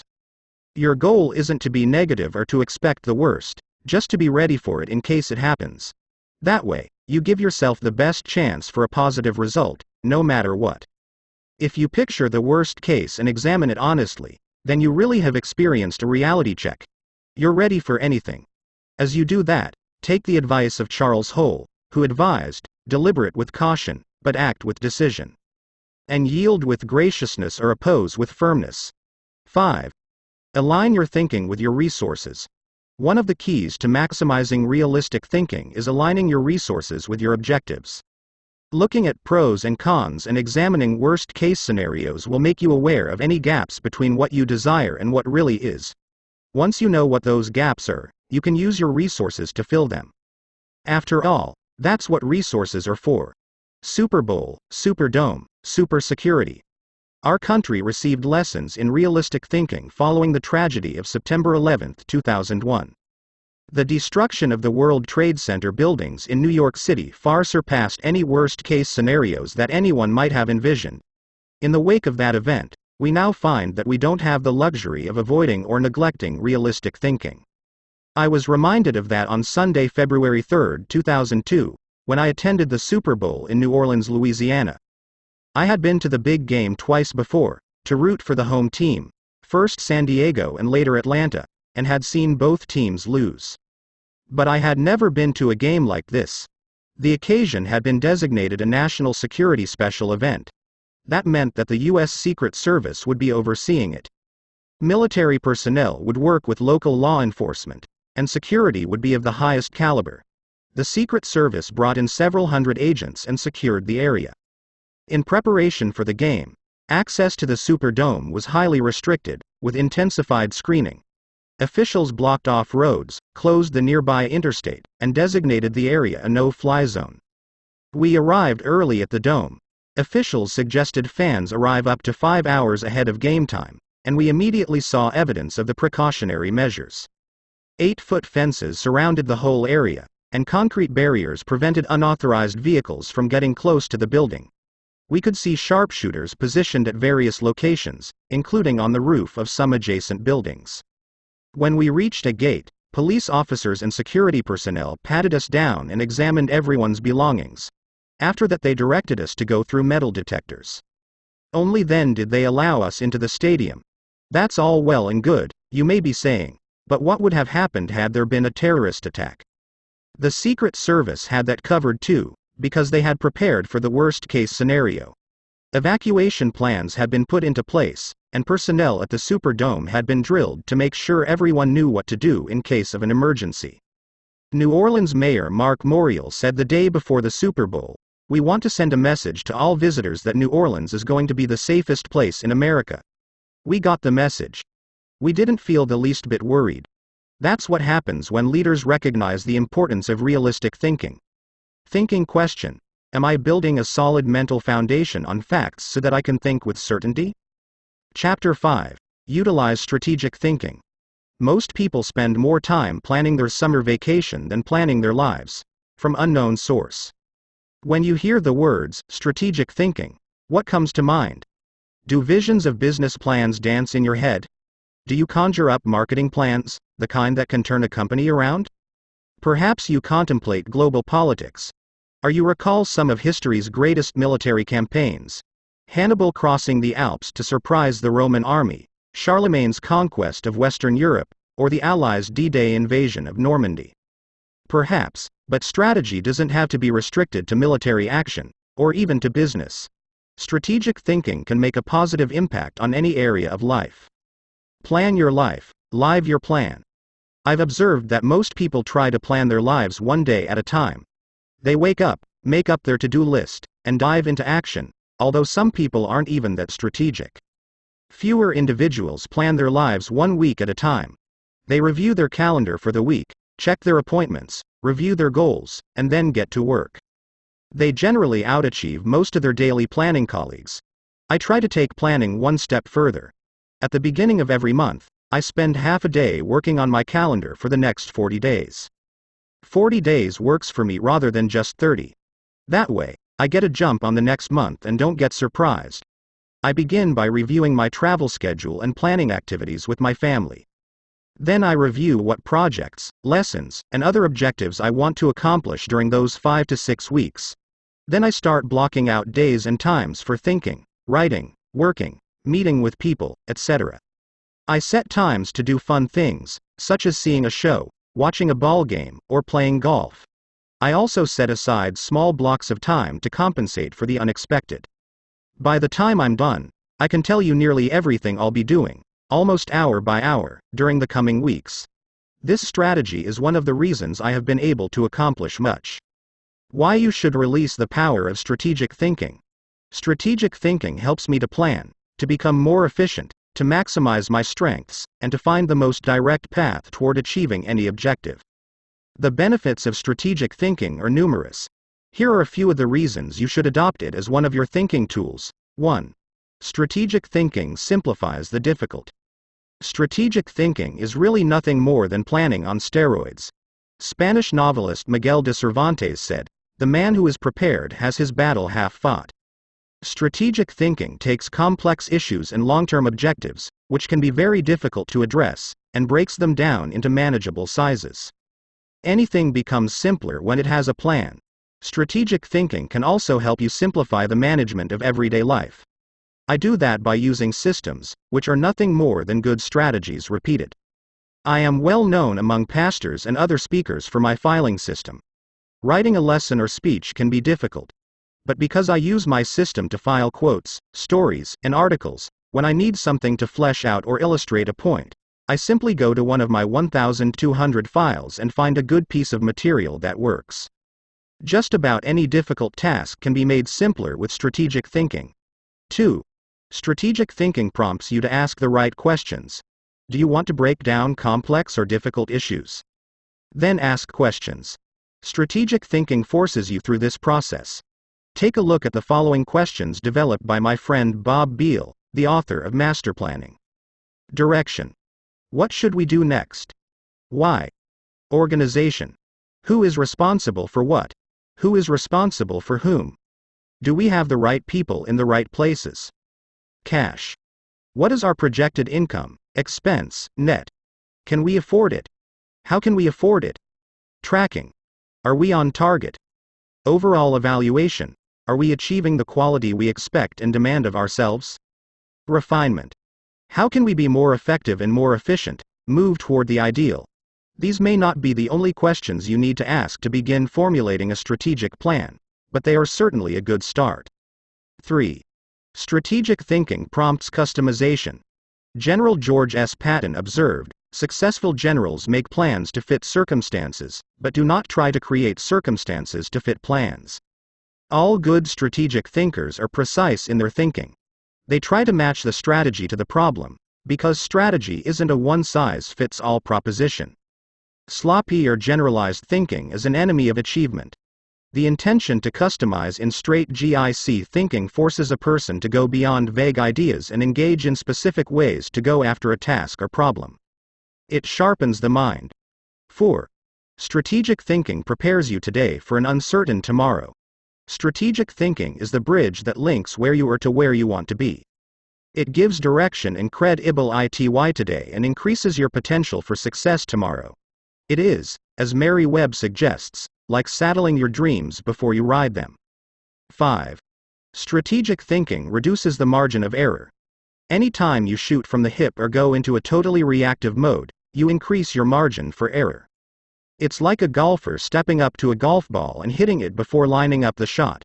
Misaligning a shot by just a few degrees can send the ball 100 yards off target. Strategic thinking, however, greatly reduces that margin for error. It lines up your actions with your objectives, just as lining up a shot in golf helps you to put the ball closer to the pin. The better aligned you are with your target, the better the odds that you will be going in the right direction. 6. Strategic thinking gives you influence with others. One executive confided in another, "Our company has a short-range plan and a long-range plan. Our short-range plan is to stay afloat long enough to make it to our long-range plan." That's hardly a strategy, yet that's the position where some business leaders put themselves. There's more than one problem with neglecting strategic thinking in that way. Not only does it fail to build the business, but it also loses the respect of everyone involved with the business. The one with the plan is the one with the power. It doesn't matter in what kind of activity you're involved. Employees want to follow the business leader with a good business plan. Volunteers want to join the pastor with a good ministry plan. Children want to be with the adult who has the well-thought-out vacation plan. If you practice strategic thinking, others will listen to you and they will want to follow you. If you possess a position of leadership in an organization, strategic thinking is essential. How to release the power of strategic thinking. To become a better strategic thinker able to formulate and implement plans that will achieve the desired objective, take the following guidelines to heart. 1. Break down the issue. The first step in strategic thinking is to break down an issue into smaller, more manageable parts so that you can focus on them more effectively. How you do it is not as important as just doing it. You might break an issue down by function. That's what automotive innovator Henry Ford did when he created the assembly line, and that's why he said, "Nothing is particularly hard if you divide it into small jobs." How you break down an issue is up to you, whether it's by function, timetable, responsibility, purpose, or some other method. The point is that you need to break it down. Only one person in a million can juggle the whole thing in his head and think strategically to create solid, viable plans. 2. Ask why before how. When most people begin using strategic thinking to solve a problem or plan a way to meet an objective, they often make the mistake of jumping the gun and trying immediately to figure out how to accomplish it. Instead of asking how, they should first ask why. If you jump right into problem-solving mode, how are you going to know all the issues? Eugene G. Grace says, "Thousands of engineers can design bridges, calculate strains and stresses, and draw up specifications for machines, but the great engineer is the man who can tell whether the bridge or the machine should be built at all, where it should be built, and when." Asking why helps you to think about all the reasons for decisions. It helps you to open your mind to possibilities and opportunities. The size of an opportunity often determines the level of resources and effort that you must invest. Big opportunities allow for big decisions. If you jump to how too quickly, you might miss that. 3. Identify the real issues and objectives. William Feather, author of The Business of Life, said, "Before it can be solved, a problem must be clearly defined." Too many people rush to solutions, and as a result they end up solving the wrong problem. To avoid that, ask probing questions to expose the real issues. Challenge all of your assumptions. Collect information even after you think you've identified the issue. You may still have to act with incomplete data, but you don't want to jump to a conclusion before you gather enough information to begin identifying the real issue. Begin by asking, what else could be the real issue? You should also remove any personal agenda. More than almost anything else, that can cloud your judgment. Discovering your real situation and objectives is a major part of the battle. Once the real issues are identified, the solutions are often simple. 4. Review your resources. I already mentioned how important it is to be aware of your resources, but it bears repeating. A strategy that doesn't take into account resources is doomed to failure. Take an inventory. How much time do you have? How much money? What kinds of materials, supplies, or inventory do you have? What are your other assets? What liabilities or obligations will come into play? Which people on the team can make an impact? You know your own organization and profession. Figure out what resources you have at your disposal. 5. Develop your plan. How you approach the planning process depends greatly on your profession and the size of the challenge that you're planning to tackle, so it's difficult to recommend many specifics. However, no matter how you go about planning, take this advice. Start with the obvious. When you tackle an issue or plan that way, it brings unity and consensus to the team, because everyone sees those things. Obvious elements build mental momentum and initiate creativity and intensity. The best way to create a road to the complex is to build on the fundamentals. 6. Put the right people in the right place. It's critical that you include your team as part of your strategic thinking. Before you can implement your plan, you must make sure that you have the right people in place. Even the best strategic thinking won't help if you don't take into account the people part of the equation. Look at what happens if you miscalculate. Wrong person. Problems instead of potential. Wrong place. Frustration instead of fulfillment. Wrong plan. Grief instead of growth. Everything comes together, however, when you put together all three elements: the right person, the right place, and the right plan. 7. Keep repeating the process. My friend Olan Hendricks remarked, strategic thinking is like showering, you have to keep doing it. If you expect to solve any major problem once, you're in for disappointment. Little things can be won easily through systems and personal discipline. But major issues need major strategic thinking time. What Thane Yost said is really true. The will to win is worthless if you do not have the will to prepare. If you want to be an effective strategic thinker, then you need to become a continuous strategic thinker. As I was working on this chapter, I came across an article in my local paper on the celebration of the Jewish Passover and how millions of American Jews read the order of service for their Seder, or Passover meal, from a small booklet produced by Maxwell House Coffee. For more than 70 years, the coffee company has produced the booklet, called a Haggadah, and during those years it has distributed more than 40 million copies of it. I remember using them all my life, said Regina Witt, who is in her 50s. So does her mother, who is almost 90. It's our tradition. I think it would be very strange not to use them. So how did Maxwell House come to supply the booklets? It was the result of strategic thinking. 80 years ago, marketing man Joseph Jacobs advised that the company could sell coffee during Passover if the product were certified kosher by a rabbi. Since 1923, Maxwell House Coffee has been certified kosher for Passover. And then Jacobs suggested that if they gave away the Haggadah booklets, they could increase sales. They've been creating the booklets and selling coffee during Passover ever since. That's what can happen when you unleash the power of strategic thinking. Thinking question: am I implementing strategic plans that give me direction for today and increase my potential for tomorrow? Chapter 6. Explore possibility thinking. Nothing is so embarrassing as watching someone do something that you said could not be done.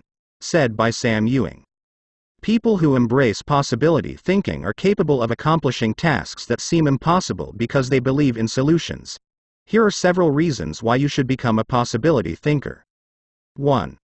Possibility thinking increases your possibilities. When you believe you can do something difficult, and you succeed, many doors open for you. When George Lucas succeeded in making Star Wars, despite those who said the special effects he wanted hadn't ever been done and couldn't be done, many other possibilities opened up to him. Industrial Light and Magic, ILM, the company he created to produce those impossible special effects, became a source of revenue to help underwrite his other projects. He was able to produce merchandising tie-ins to his movies, thus bringing in another revenue stream to fund his movie making. But his confidence in doing the difficult has also made a huge impact on other movie makers and a whole new generation of moviegoers. Popular culture writer Chris Sale WICZ asserts, at first directly through his own work and then via the unparalleled influence of ILM, George Lucas has dictated for 2 decades the essential broad notion of what is cinema. If you open yourself up to possibility thinking, you open yourself up to many other possibilities. 2. Possibility thinking draws opportunities and people to you. The case of George Lucas helps you to see how being a possibility thinker can create new opportunities and attract people. People who think big attract big people to them. If you want to achieve big things, you need to become a possibility thinker. 3. Possibility thinking increases others' possibilities. Big thinkers who make things happen also create possibilities for others.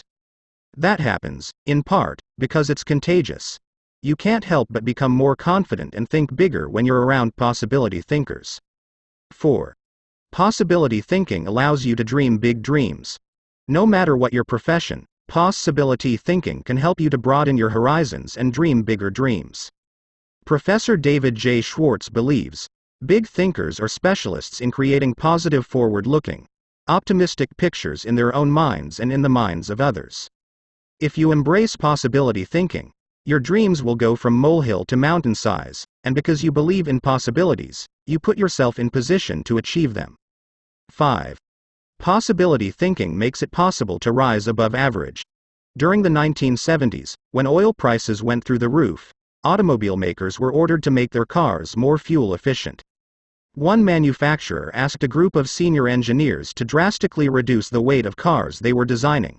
They worked on the problem and searched for solutions, but they finally concluded that making lighter cars couldn't be done, would be too expensive, and would present too many safety concerns. They couldn't get out of the rut of their average thinking. What was the automaker's solution? They gave the problem to a group of less experienced engineers. The new group found ways to reduce the weight of the company's automobiles by hundreds of pounds. Because they thought that solving the problem was possible, it was. Every time you remove the label of impossible from a task, you raise your potential from average to off the charts. 6. Possibility thinking gives you energy. A direct correlation exists between possibility thinking and the level of a person's energy. Who gets energized by the prospect of losing? If you know something can't succeed, how much time and energy are you willing to give it? Nobody goes looking for a lost cause. You invest yourself in what you believe can succeed. When you embrace possibility thinking, you believe in what you're doing, and that gives you energy. 7. Possibility thinking keeps you from giving up. Above all, possibility thinkers believe they can succeed. Dennis Waitley, author of The Psychology of Winning, says, "The winners in life think constantly in terms of, I can, I will and I am. Losers, on the other hand, concentrate their waking thoughts on what they should have done, or what they don't do. If you believe you can't do something, then it doesn't matter how hard you try, because you've already lost. If you believe you can do something, you have already won much of the battle." One of the people who showed himself to be a great possibility thinker in 2001 was New York Mayor Rudy Giuliani. In the hours following the World Trade Center tragedy, Giuliani not only led the city through the chaos of the disaster, but he instilled confidence in everyone he touched. Afterward, he gave some insight and perspective on his experience. "I was so proud of the people I saw on the street. No chaos, but they were frightened and confused, and it seemed to me that they needed to hear from my heart where I thought we were going. I was trying to think, where can I go for some comparison to this, some lessons about how to handle it? So I started thinking about Churchill, started thinking that we're going to have to rebuild the spirit of the city, and what better example than Churchill and the people of London during the Blitz in 1940, who had to keep up their spirit during this sustained bombing. It was a comforting thought. 16 hours after the planes struck the buildings in New York City, when Giuliani finally returned at 2:30 a.m. to his apartment for a rest, instead of sleeping, he read the World War II chapters of Churchill, a biography by Roy Jenkins. He learned how Winston Churchill helped his people to see the possibilities and kept his people going. Inspired, Giuliani did the same for his own people 6 decades later. How to feel the energy of possibility thinking. If you are a naturally positive person who already embraces possibility thinking, then you're already tracking with me. However, some people, rather than being optimistic, are naturally negative or cynical. They believe that possibility thinkers are naive or foolish. If your thinking runs toward pessimism, let me ask you a question. How many highly successful people do you know who are continually negative? How many impossibility thinkers are you acquainted with who achieve big things? None. People with an it can't be done mindset have 2 choices. they can expect the worst and continually experience it. Or they can change their thinking. That's what George Lucas did. Believe it or not, even though he is a possibility thinker, he is not a naturally positive person. He says, "I'm very cynical, and as a result, I think the defense I have against it is to be optimistic." In other words, he chooses to think positively. He sums it up this way: as corny as it sounds, the power of positive thinking goes a long way. So determination and positive thinking combined with talent combined with knowing your craft, that may sound like a naive point of view, but at the same time it's worked for me and it's worked for all my friends, so I have come to believe it. If you want possibility thinking to work for you, then begin by following these suggestions. 1. Stop focusing on the impossibilities. The first step in becoming a possibility thinker is to stop yourself from searching for and dwelling on what's wrong with any given situation. Sports psychologist Bob Rotella recounts, "I tell people, if you don't want to get into positive thinking, that's okay. Just eliminate all the negative thoughts from your mind, and whatever's left will be fine." If possibility thinking is new to you, you're going to have to give yourself a lot of coaching to eliminate some of the negative self-talk you may hear in your head. When you automatically start listing all the things that can go wrong or all the reasons something can't be done, stop yourself and say, "Don't go there." Then ask, "What's right about this?" That will help to get you started. And if negativity is a really big problem for you and pessimistic things come out of your mouth before you've even thought them through, you may need to enlist the aid of a friend or family member to alert you every time you utter negative ideas. 2. Stay away from the experts. So-called experts do more to shoot down people's dreams than just about anybody else. Possibility thinkers are very reluctant to dismiss anything as impossible. Rocket pioneer Wernher von Braun said, "I have learned to use the word impossible with the greatest of caution." And Napoleon Bonaparte declared, "The word impossible is not in my dictionary." If you feel you must take the advice of an expert, however, then heed the words of John Andrew Holmes, who asserted, "Never tell a young person that something cannot be done." God may have been waiting centuries for somebody ignorant enough of the impossible to do that thing. If you want to achieve something, give yourself permission to believe it is possible, no matter what experts might say. 3. Look for possibilities in every situation. Becoming a possibility thinker is more than just refusing to let yourself be negative. It's something more.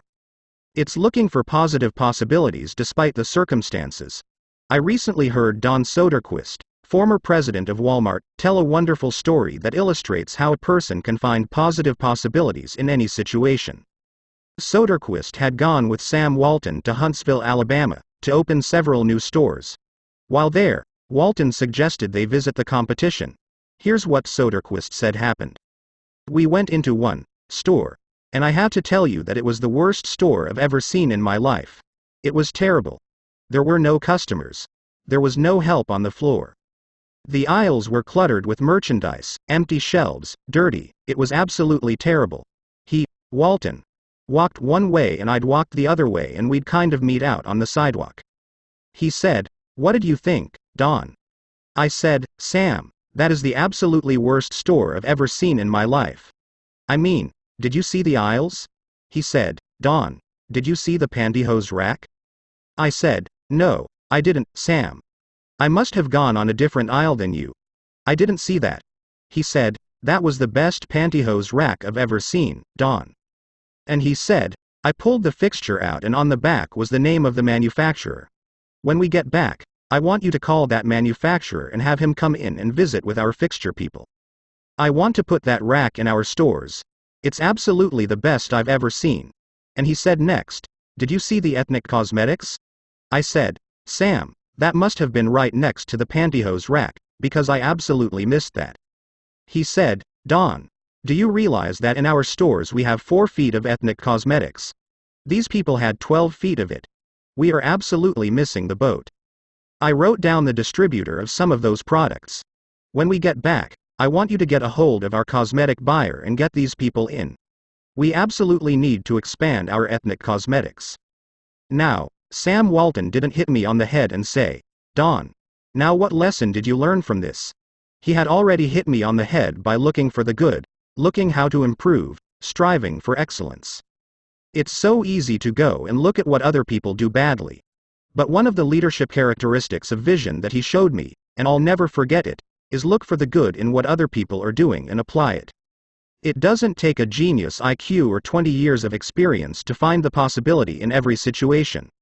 All it takes is the right attitude, and anybody can cultivate that. 4. Dream one size bigger. One of the best ways to cultivate a possibility mindset is to prompt yourself to dream one size bigger than you normally do. Let's face it. Most people dream too small. They don't think big enough. Henry Curtis advises, make your plans as fantastic as you like, because 25 years from now, they will seem mediocre. Make your plans 10 times as great as you first planned, and 25 years from now you will wonder why you did not make them 50 times as great. If you push yourself to dream more expansively, to imagine your organization one size bigger, to make your goals at least a step beyond what makes you comfortable, you will be forced to grow. And it will set you up to believe in greater possibilities. 5. Question the status quo. Most people want their lives to keep improving, yet they value peace and stability at the same time. People often forget that you can't improve and still stay the same. Growth means change. Change requires challenging the status quo. If you want greater possibilities, you can't settle for what you have now. When you become a possibility thinker, you will face many people who will want you to give up your dreams and embrace the status quo. Achievers refuse to accept the status quo. As you begin to explore greater possibilities for yourself, your organization, or your family, and others challenge you for it, take comfort in knowing that right now as you read this, other possibility thinkers across the country and around the world are thinking about curing cancer, developing new energy sources, feeding hungry people, and improving quality of life. They are challenging the status quo against the odds, and you should, too. 6. Find inspiration from great achievers. You can learn a lot about possibility thinking by studying great achievers. I mentioned George Lucas in this chapter. Perhaps he doesn't appeal to you, or you don't like the movie industry. Personally, I'm not a big science fiction fan, but I admire Lucas as a thinker, creative visionary, and businessperson. Find some achievers you admire and study them. Look for people with the attitude of Robert F. Kennedy, who popularized George Bernard Shaw's stirring statement. Some men see things as they are and say, why? I dream of things that never were and say, why not? I know possibility thinking isn't in style with many people. So call it what you like. The will to succeed, belief in yourself, confidence in your ability, faith. It's really true. People who believe they can't, don't. But if you believe you can, you can. That's the power of possibility thinking. Thinking question. Am I unleashing the enthusiasm of possibility thinking to find solutions for even seemingly impossible situations? Chapter 7. Learn from reflective thinking. To doubt everything or to believe everything are two equally convenient solutions. Both dispense with the necessity of reflection. Said by Jules Henri Poincar. The pace of our society does not encourage reflective thinking. Most people would rather act than think. Now, don't get me wrong. I'm a person of action. I have very high energy and I like to see things accomplished. But I'm also a reflective thinker. Reflective thinking is like the crock pot of the mind. It encourages your thoughts to simmer until they're done. As I go through this process, my goal is to reflect so that I might learn from my successes and mistakes, discover what I should try to repeat, and determine what I should change. It is always a valuable exercise. By mentally visiting past situations, you can think with greater understanding. 1. Reflective thinking gives you true perspective. When our children were young and still lived at home, we used to take them on wonderful vacations every year. When we got home, they always knew that I was going to ask them 2 questions. What did you like best? And, what did you learn? It didn't matter whether we went to Walt Disney World or Washington, D.C. I always asked those questions. Why? Because I wanted them to reflect on their experiences. Children don't naturally grasp the value, or cost, of an experience unless prompted. They take things for granted. I wanted my children to appreciate our trips and to learn from them. When you reflect, you are able to put an experience into perspective. You are able to evaluate its timing. And you are able to gain a new appreciation for things that before went unnoticed. Most people are able to recognize the sacrifices of their parents or other people only when they become parents themselves. That's the kind of perspective that comes with reflection. 2. Reflective thinking gives emotional integrity to your thought life. Few people have good perspective in the heat of an emotional moment. Most individuals who enjoy the thrill of an experience try to go back and recapture it without first trying to evaluate it. It's one of the reasons our culture produces so many thrill seekers. Likewise, those who survive a traumatic experience usually avoid similar situations at all costs, which sometimes ties them into emotional knots. Reflective thinking enables you to distance yourself from the intense emotions of particularly good or bad experiences and see them with fresh eyes. You can see the thrills of the past in the light of emotional maturity and examine tragedies in the light of truth and logic. That process can help a person to stop carrying around a bunch of negative emotional baggage. President George Washington observed, "We ought not to look back unless it is to derive useful lessons from past errors, and for the purpose of profiting by dearly bought experience." Any feeling that can stand up to the light of truth and can be sustained over time has emotional integrity and is therefore worthy of your mind and heart. 3. Reflective thinking increases your confidence in decision making. Have you ever made a snap judgment and later wondered if you did the right thing? Everybody has. Reflective thinking can help to diffuse that doubt. It also gives you confidence for the next decision. Once you've reflected on an issue, you don't have to repeat every step of the thinking process when you're faced with it again. You've got mental road markers from having been there before. That compresses and speeds up thinking time, and it gives you confidence. And over time, it can also strengthen your intuition. 4. Reflective thinking clarifies the big picture. When you engage in reflective thinking, you can put ideas and experiences into a more accurate context. Reflective thinking encourages us to go back and spend time pondering what we have done and what we have seen. If a person who loses his job reflects on what happened, he may see a pattern of events that led to his dismissal. He will better understand what happened, why it happened, and what things were his responsibility. If he also looks at the incidents that occurred afterward, he may realize that in the larger scheme of things, he's better off in his new position because it better fits his skills and desires. Without reflection, it can be very difficult to see that big picture. 5. Reflective thinking takes a good experience and makes it a valuable experience. When you were just starting out in your career, did it seem that few people were willing to give someone without experience an opportunity? At the same time, could you see people who had been on their jobs 20 years who yet did their work poorly? If so, that probably frustrated you. Playwright William Shakespeare wrote, "Experience is a jewel, and it had need be so, for it is often purchased at an infinite rate." Yet, experience alone does not add value to a life. It's not necessarily experience that is valuable. It's the insight people gain because of their experience. Reflective thinking turns experience into insight.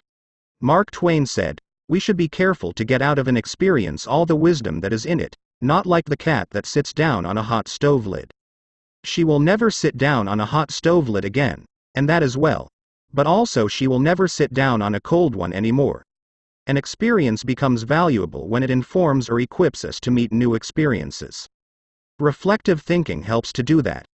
How to embrace the lessons of reflective thinking? If you are like most people in our culture today, you probably do very little reflective thinking. If that's the case, it may be holding you back more than you think. Take to heart the following suggestions to increase your ability to think reflectively. 1. Set aside time for reflection. Greek philosopher Socrates observed, "The unexamined life is not worth living." For most people, however, reflection and self-examination doesn't come naturally. It can be a fairly uncomfortable activity for a variety of reasons. They have a hard time staying focused. They find the process dull. Or they don't like spending a lot of time thinking about emotionally difficult issues. But if you don't carve out the time for it, you are unlikely to do any reflective thinking. 2. Remove yourself from distractions. As much as any other kind of thinking, reflection requires solitude. Distraction and reflection simply don't mix. It's not the kind of thing you can do well near a television, in a cubicle, while the phone is ringing, or with children in the same room. One of the reasons I've been able to accomplish much and keep growing personally is that I've not only set aside time to reflect, but I've separated myself from distractions for short blocks of time. 30 minutes in the spa. An hour outside on a rock in my backyard. Or a few hours in a comfortable chair in my office. The place doesn't matter, as long as you remove yourself from distractions and interruptions. 3. Regularly review your calendar or journal. Most people use their calendar as a planning tool, which it is. But few people use it as a reflective thinking tool. What could be better, however, for helping you to review where you have been and what you have done, except maybe a journal? I'm not a journaler in the regular sense. I don't use writing to figure out what I'm thinking and feeling. Instead, I figure out what I'm thinking and feeling, and then I write down significant thoughts and action points. I file the thoughts so that I can quickly put my hands on them again. I immediately execute the action points or delegate them to someone else. Calendars and journals remind you of how you've spent your time, show you whether your activities match your priorities, and help you see whether you are making progress. They also offer you an opportunity to recall activities that you might not have had the time to reflect on previously. Some of the most valuable thoughts you've ever had may have been lost because you didn't give yourself the reflection time you needed. 4. Ask the right questions. The value you receive from reflecting will depend on the kinds of questions you ask yourself. The better the questions, the more gold you will mine from your thinking. When I reflect, I think in terms of my values, relationships, and experiences. Here are some sample questions. Personal growth. What have I learned today that will help me grow? How can I apply it to my life? When should I apply it? Adding value. To whom did I add value today? How do I know I added value to that person? Can I follow up and compound the positive benefit he or she received? Leadership. Did I lead by example today? Did I lift my people and organization to a higher level? What did I do and how did I do it? Personal faith. Did I represent God well today? Did I practice the golden rule? Have I walked the second mile with someone? Marriage and family. Did I communicate love to my family today? How did I show that love? Did they feel it? Did they return it? Inner circle. Have I spent enough time with my key players? What can I do to help them be more successful? In what areas can I mentor them? Discoveries. What did I encounter today to which I need to give more thinking time? Are there lessons to be learned? Are there things to be done? How you organize your reflection time is up to you. You may want to adapt my pattern to your own values. Or you can try a system that my friend Dick Biggs uses. He creates 3 columns on a sheet of paper. Year, turning point, impact. This system is good for reflecting on the bigger picture. Dick used it to see patterns in his life, such as when he moved to Atlanta and was encouraged by a new teacher to write. You could just as easily write event, significance, and action point on a page to help you benefit from reflective thinking. The main thing is to create questions that work for you, and write down any significant thoughts that come to you during the reflection time. 5. Cement your learning through action. Writing down the good thoughts that come out of your reflective thinking has value, but nothing helps you to grow like putting your thoughts into action. To do that, you must be intentional. When you read a good book, for example, there are always good thoughts, quotes, or lessons that you can take away from it and use yourself. I always mark the takeaways in a book and then reread them when I'm done with the book. When I listen to a message, I record the takeaways so that I can file them for future use. When I go to a seminar, I take good notes, and I use a system of symbols to cue me to do certain things. A right arrow means to look at this material again. An asterisk means next to a marked section means to file it according to the subject noted. A bracket means that I want to use what's marked in a lecture or book. A left arrow means this idea will take off if I work at it. When most people go to a conference or seminar, they enjoy the experience, listen to the speakers, and sometimes even take notes. But nothing happens after they go home. They like many of the concepts they hear, but when they close their notebooks, they don't think about them again. When that happens, they receive little more than a temporary surge of motivation. When you go to a conference, revisit what you heard, reflect on it, and then put it into action. It can change your life. Ultimately, reflective thinking has 3 main values. It gives me perspective within context. It allows me to continually connect with my journey. And it provides counsel and direction concerning my future. It is an invaluable tool to my personal growth. Few things in life can help me learn and improve the way reflective thinking can. Thinking question. Am I regularly revisiting the past to gain a true perspective and think with understanding? Chapter 8. Question popular thinking. I'm not an answering machine. I'm a questioning machine. If we have all the answers, how come we're in such a mess? Said by Douglas Cardinal. Economist John Maynard Keynes, whose ideas profoundly influenced economic theory and practices in the 20th century, asserted, the difficulty lies not so much in developing new ideas as in escaping from the old ones. Going against popular thinking can be difficult, whether you're a businessperson bucking company tradition, a pastor introducing new types of music to his church, a new mother rejecting old wives' tales handed down from her parents, or a teenager ignoring currently popular styles. Many of the ideas in this book go against popular thinking. If you value popularity over good thinking, then you will severely limit your potential to learn the types of thinking encouraged by this book. Popular thinking is too average to understand the value of good thinking, too inflexible to realize the impact of changed thinking, too lazy to master the process of intentional thinking, too small to see the wisdom of big picture thinking, too satisfied to unleash the potential of focused thinking, too traditional to discover the joy of creative thinking, too naive to recognize the importance of realistic thinking, too undisciplined to release the power of strategic thinking, too limiting to feel the energy of possibility thinking, too trendy to embrace the lessons of reflective thinking, too shallow to question the acceptance of popular thinking, too proud to encourage the participation of shared thinking, too self-absorbed to experience the satisfaction of unselfish thinking, and too uncommitted to enjoy the return of bottom-line thinking. If you want to become a good thinker, then start preparing yourself for the possibility of becoming unpopular. Why you should question the acceptance of popular thinking. I've given you some broad reasons for questioning the acceptance of popular thinking. Now allow me to be more specific. 1. Popular thinking sometimes means not thinking. My friend Kevin Myers sums up the idea of popular thinking by saying, the problem with popular thinking is that it doesn't require you to think at all. Good thinking is hard work. If it were easy, everybody would be a good thinker.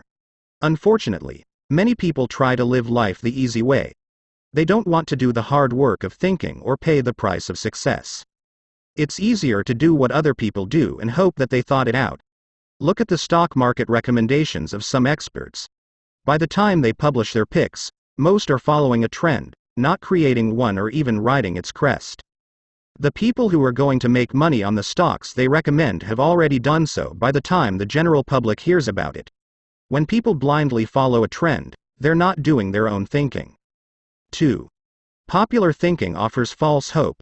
Benno Muller-Hill, a professor in the University of Cologne Genetics Department, tells how one morning in high school he stood last in a line of 40 students in the schoolyard.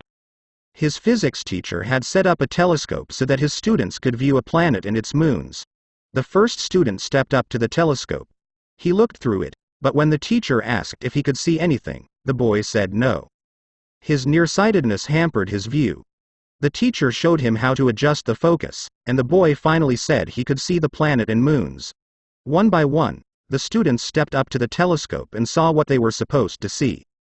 Finally, the second-to-last student looked into the telescope and announced that he could not see anything. "You idiot," shouted the teacher, "you have to adjust the lenses."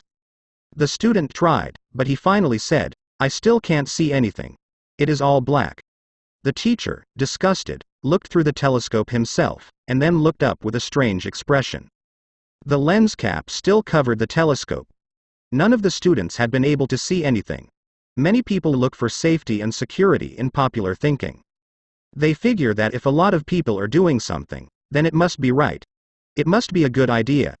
If most people accept it, then it probably represents fairness, equality, compassion, and sensitivity, right?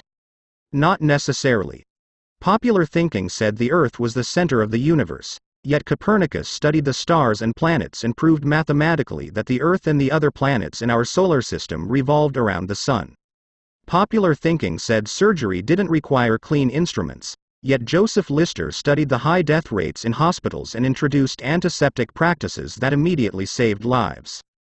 Popular thinking said that women shouldn't have the right to vote, Yet people like Emmeline Pankhurst and Susan B. Anthony fought for and won that right. Popular thinking put the Nazis into power in Germany, yet Hitler's regime murdered millions and nearly destroyed Europe. We must always remember there is a huge difference between acceptance and intelligence. People may say that there's safety in numbers, but that's not always true. Sometimes it's painfully obvious that popular thinking isn't good and right. Other times it's less evident. For example, consider the staggering number of people in the United States who have run up large amounts of debt on their credit cards. Anyone who is financially astute will tell you that's a bad idea. Yet millions follow right along with the popular thinking of buy now, pay later. And so they pay, and pay, and pay. Many promises of popular thinking ring hollow. Don't let them fool you. 3. Popular thinking is slow to embrace change. Popular thinking loves the status quo. It puts its confidence in the idea of the moment, and holds onto it with all its might. As a result, it resists change and dampens innovation. Donald M. Nelson, former president of the Society of Independent Motion Picture Producers, criticized popular thinking when he asserted, "We must discard the idea that past routine, past ways of doing things, are probably the best ways. On the contrary, we must assume that there is probably a better way to do almost everything. We must stop assuming that a thing which has never been done before probably cannot be done at all." 4. Popular thinking brings only average results. The bottom line. Popular thinking brings mediocre results. Here is popular thinking in a nutshell. Popular equals normal equals average. It's the least of the best and the best of the least. We limit our success when we adopt popular thinking. It represents putting in the least energy to just get by. You must reject common thinking if you want to accomplish uncommon results. How to question the acceptance of popular thinking. Popular thinking has often proved to be wrong and limiting. Questioning it isn't necessarily hard, once you cultivate the habit of doing so. The difficulty is in getting started. Begin by doing the following things. 1. Think before you follow. Many individuals follow others almost automatically. Sometimes they do so because they desire to take the path of least resistance. Other times they fear rejection. Or they believe there's wisdom in doing what everyone else does.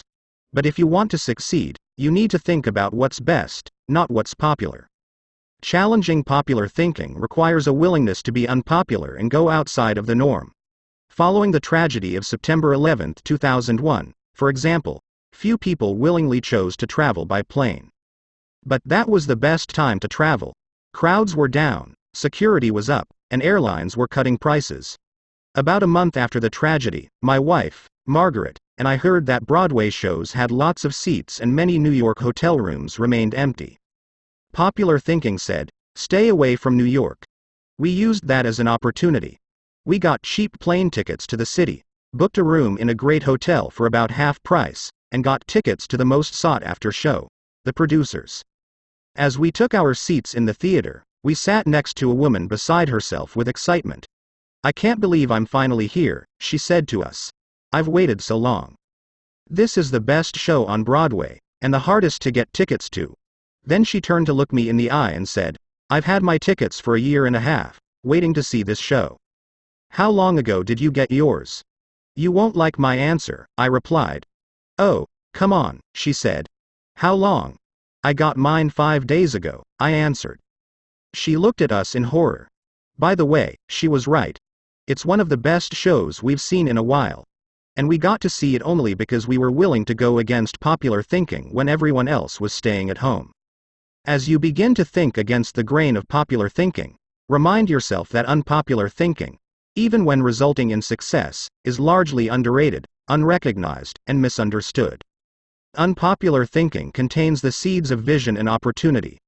Unpopular thinking is required for all progress. The next time you feel ready to conform to popular thinking on an issue, stop and think.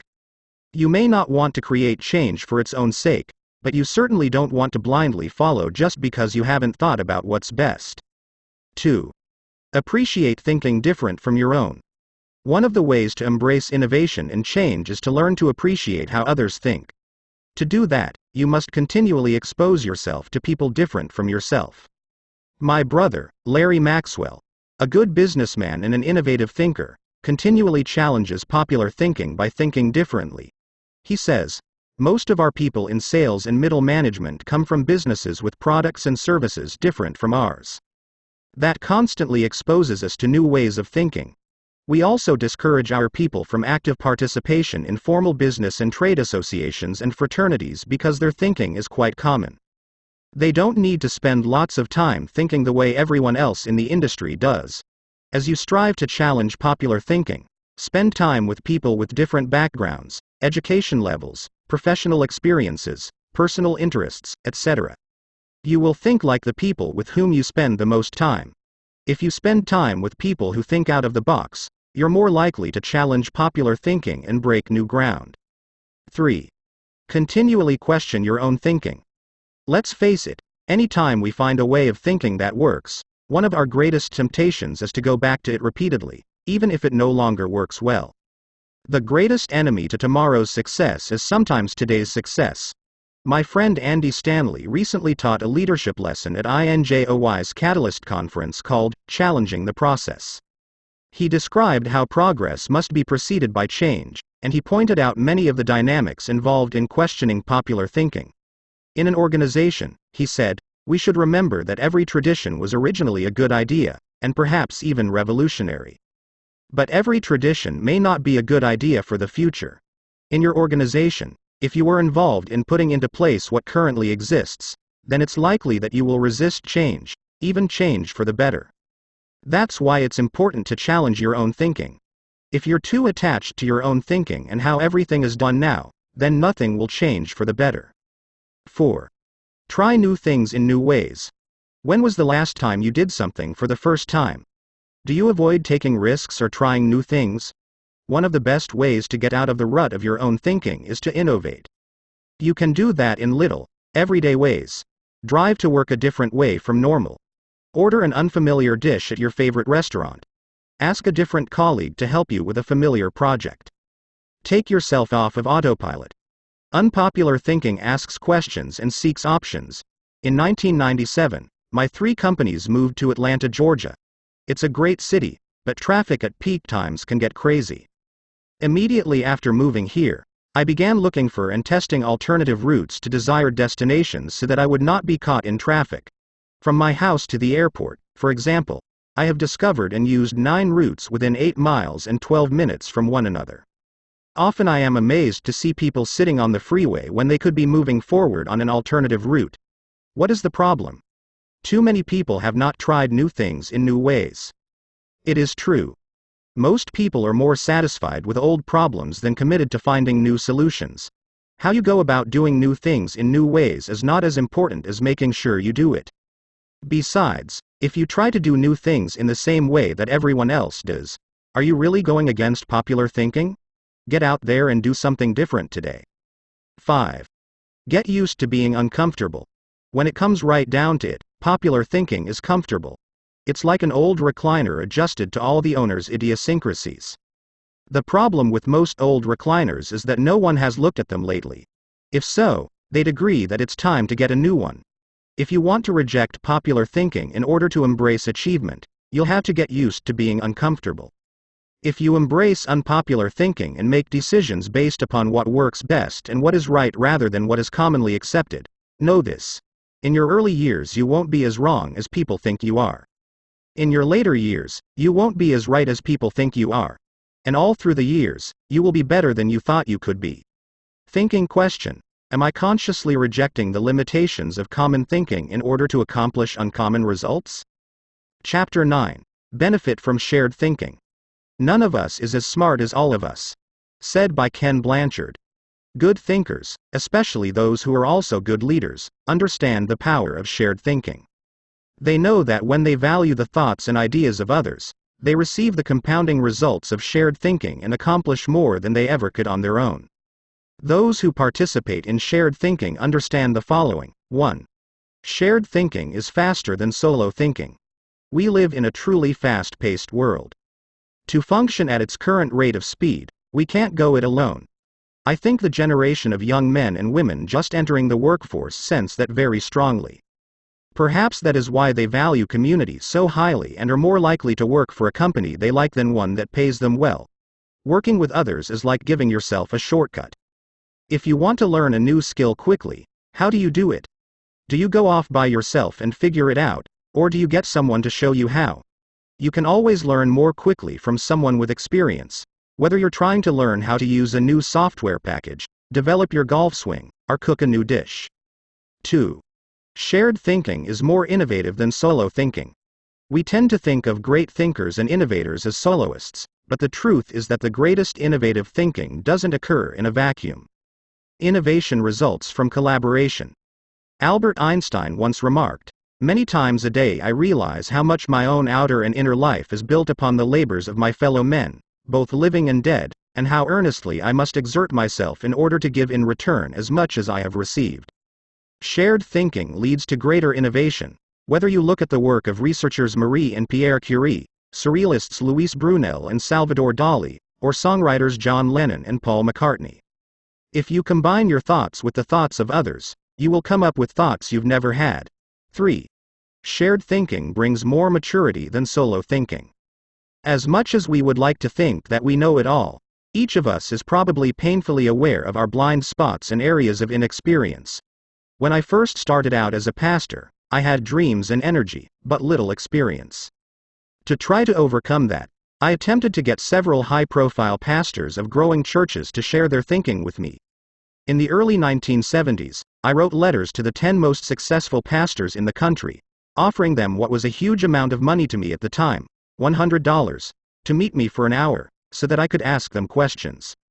When one said yes, I'd visit him. I didn't talk much, except to ask a few questions. I wasn't there to impress anyone or satisfy my ego. I was there to learn.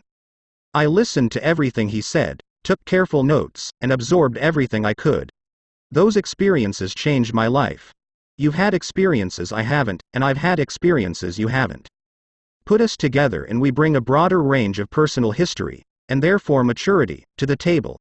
If you don't have the experience you need, hook up with someone who does. 4. Shared thinking is stronger than solo thinking. Philosopher-poet Johann Wolfgang von Goethe said, "To accept good advice is but to increase one's own ability." 2 heads are better than one. When they are thinking in the same direction, it's like harnessing 2 horses to pull a wagon. They are stronger pulling together than either is individually. But did you know that when they pull together, they can move more weight than the sum of what they can move individually? A synergy comes from working together. That same kind of energy comes into play when people think together. 5. Shared thinking returns greater value than solo thinking. Because shared thinking is stronger than solo thinking, it's obvious that it yields a higher return. That happens because of the compounding action of shared thinking. But it also offers other benefits. The personal return you receive from shared thinking and experiences can be great. Clarence Francis sums up the benefits in the following observation: "I sincerely believe that the word relationships is the key to the prospect of a decent world. It seems abundantly clear that every problem you will have, in your family, in your work, in our nation, or in this world, is essentially a matter of relationships, of interdependence." 6. Shared thinking is the only way to have great thinking. I believe that every great idea begins with 3 or 4 good ideas, and most good ideas come from shared thinking. Playwright Ben Jonson said, "He that is taught only by himself has a fool for a master." When I was in school, teachers put the emphasis on being right and on doing better than the other students, rarely on working together to come up with good answers. Yet all the answers improve when they make the best use of everyone's thinking. If we each have one thought, and together we have 2 thoughts, then we always have the potential for a great thought. How to encourage the participation of shared thinking? Some people naturally participate in shared thinking. Anytime they see a problem, they think, "Who do I know who can help with this?" Leaders tend to be that way. So do extroverts. However, you don't have to be either of those to benefit from shared thinking. Use the following steps to help you improve your ability to harness shared thinking. 1. Value the ideas of others. First, believe that the ideas of other people have value. If you don't, your hands will be tied. How do you know if you truly want input from others? Ask yourself these questions. Am I emotionally secure? People who lack confidence and worry about their status, position, or power tend to reject the ideas of others, protect their turf, and keep people at bay. It takes a secure person to consider others' ideas. Years ago, an emotionally insecure person took a key position on my board of directors. After a couple of meetings, it became obvious to the other board members that this individual would not positively contribute to the organization. I asked a seasoned leader on the board, "Why does this person always do and say things that hinder our progress?" I'll never forget his reply. "Hurting people hurt people." Do I place value on people? You won't value the ideas of a person if you don't value and respect the person himself or herself. Have you ever considered your conduct around people you value, versus those you don't? Look at the differences. If I value people, if I don't value people. I want to spend time with them. I don't want to be around them. I listen to them. I neglect to listen. I want to help them. I don't offer them help. I am influenced by them. I ignore them. I respect them. I am indifferent. Do I value the interactive process? A wonderful synergy often occurs as the result of shared thinking. It can take you places you've never been. Publisher Malcolm Forbes asserted, "Listening to advice often accomplishes far more than heeding it." I must say, I didn't always value shared thinking. For many years, I tended to withdraw when I wanted to develop ideas. Only reluctantly did I work on ideas with others. When a colleague challenged me on this, I started to analyze my hesitancy. I realized that it went back to my college experience. Some days in the classroom I could tell that a teacher was unprepared to lecture and instead spent the class time asking us to give our uninformed opinions on a subject. Most of the time, the opinions seemed no better than mine. I had come to class so that the professor could teach me. I realized that the process of sharing ideas wasn't the problem. It was who was doing the talking. Shared thinking is only as good as the people doing the sharing. Since learning that lesson, I have embraced the interactive process, and now I believe it is one of my strengths. Still, I always think about whom I bring around the table for a shared thinking session. I'll tell you my guidelines for whom I invite later in this chapter. You must open yourself up to the idea of sharing ideas before you will engage in the process of shared thinking. 2. Move from competition to cooperation. Jeffrey J. Fox, author of How to Become CEO, says, "Always be on the lookout for ideas. Be completely indiscriminate as to the source. Get ideas from customers, children, competitors, other industries, or cab drivers. It doesn't matter who thought of an idea. A person who values cooperation desires to complete the ideas of others, not compete with them. If someone asks you to share ideas, focus on helping the team, not getting ahead personally. And if you are the one who brings people together to share their thoughts, praise the idea more than the source of the idea. If the best idea always wins, rather than the person who offered it, then all will share their thoughts with greater enthusiasm." 3. Have an agenda when you meet. I enjoy spending time with certain people, whether we discuss ideas or not. My wife, Margaret. My children. My grandchildren. My parents. Though we often do discuss ideas, it doesn't bother me if we don't. We are family. When I spend time with nearly anyone else in my life, however, I have an agenda. I know what I want to accomplish. The more I respect the wisdom of the person, the more I listen. For example, when I meet with someone I'm mentoring, I let the person ask the questions, but I expect to do most of the talking. When I meet with someone who mentors me, I mostly keep my mouth shut. In other relationships, the give and take is more even. But no matter with whom I meet, I have a reason for getting together and I have an expectation for what I'll give to it and get from it. That's true whether it's for business or pleasure. 4. Get the right people around the table. To get anything of value out of shared thinking, you need to have people around who bring something to the table. As you prepare to ask people to participate in shared thinking, use the following criteria for the selection process. Choose people whose greatest desire is the success of the ideas. People who can add value to another's thoughts. People who can emotionally handle quick changes in the conversation. People who appreciate the strengths of others in areas where they are weak. People who understand their place of value at the table. People who place what is best for the team before themselves. People who can bring out the best thinking in the people around them. People who possess maturity, experience, and success in the issue under discussion. People who will take ownership and responsibility for decisions. People who will leave the table with a we attitude, not a me attitude. Too often we choose our brainstorming partners based on feelings of friendship or circumstances or convenience. But that doesn't help us to discover and create the ideas of the highest order. Who we invite to the table makes all the difference. 5. Compensate good thinkers and collaborators well. Successful organizations practice shared thinking. If you lead an organization, department, or team, then you can't afford to be without people who are good at shared thinking. As you recruit and hire, look for good thinkers who value others, have experience with the collaborative process, and are emotionally secure. Then pay them well and challenge them to use their thinking skills and share their ideas often. Nothing adds value like a lot of good thinkers putting their minds together. No matter what you're trying to accomplish, you can do it better with shared thinking. That is why I spend much of my life teaching leadership. Good leadership helps to put together the right people at the right time for the right purpose so that everybody wins. All it takes is the right people and a willingness to participate in shared thinking. Thinking question: am I consistently including the heads of others to think over my head and achieve compounding results? Chapter 10. Practice unselfish thinking. We cannot hold a torch to light another's path without brightening our own. Said by Ben Sweetland. So far in this book, we've discussed many kinds of thinking that can help you to achieve more.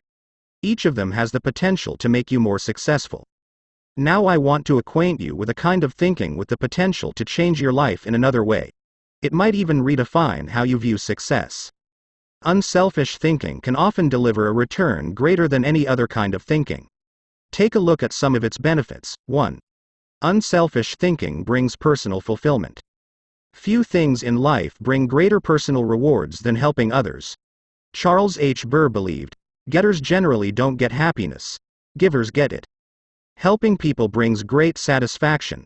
When you spend your day unselfishly serving others, at night you can lay down your head with no regrets and sleep soundly. In Bringing Out the Best in People, Alan Loy McGuinness remarked, there is no more noble occupation in the world than to assist another human being, to help someone succeed. Even if you have spent much of your life pursuing selfish gain, it's never too late to have a change of heart. Even the most miserable person, like Charles Dickens's Scrooge, can turn his life around and make a difference for others. That's what Alfred Nobel did. When he saw his own obituary in the newspaper, his brother had died and the editor had written about the wrong Nobel, saying that the explosives his company produced had killed many people. Nobel vowed to promote peace and acknowledge contributions to humanity. That is how the Nobel Prizes came into being. 2. Unselfish thinking adds value to others. In 1904, Bessie Anderson Stanley wrote the following definition of success in Brown Book magazine. He has achieved success who has lived well, laughed often and loved much, who has enjoyed the trust of pure women, the respect of intelligent men and the love of little children, who has filled his niche and accomplished his task, who has left the world better than he found it, whether by an improved copy, a perfect poem, or a rescued soul, who has never lacked appreciation of earth's beauty or failed to express it, who has always looked for the best in others and given them the best he had, whose life was an inspiration, whose memory a benediction. When you get outside of yourself and make a contribution to others, you really begin to live. 3. Unselfish thinking encourages other virtues. When you see a 4-year-old, you expect to observe selfishness. But when you see it in a 40-year-old, it's not very attractive, is it? Of all the qualities a person can pursue, unselfish thinking seems to make the biggest difference toward cultivating other virtues. I think that's because the ability to give unselfishly is so difficult. It goes against the grain of human nature. But if you can learn to think unselfishly and become a giver, then it becomes easier to develop many other virtues: gratitude, love, respect, patience, discipline, etc. 4. Unselfish thinking increases quality of life. The spirit of generosity created by unselfish thinking gives people an appreciation for life and an understanding of its higher values. Seeing those in need and giving to meet that need puts a lot of things into perspective. It increases the quality of life of the giver and the receiver. That's why I believe that there is no life as empty as the self-centered life. There is no life as centered as the self-empty life. If you want to improve your world, Then focus your attention on helping others. 5. Unselfish thinking makes you part of something greater than yourself. Merck & Company, the global pharmaceutical corporation, has always seen itself as doing more than just producing products and making a profit. It desires to serve humanity. In the mid-1980s, the company developed a drug to cure river blindness, a disease that infects and causes blindness in millions of people, particularly in developing countries. While it was a good product, potential customers couldn't afford to buy it. So what did Merck do? It developed the drug anyway, and in 1987 announced that it would give the medicine free to anyone who needed it.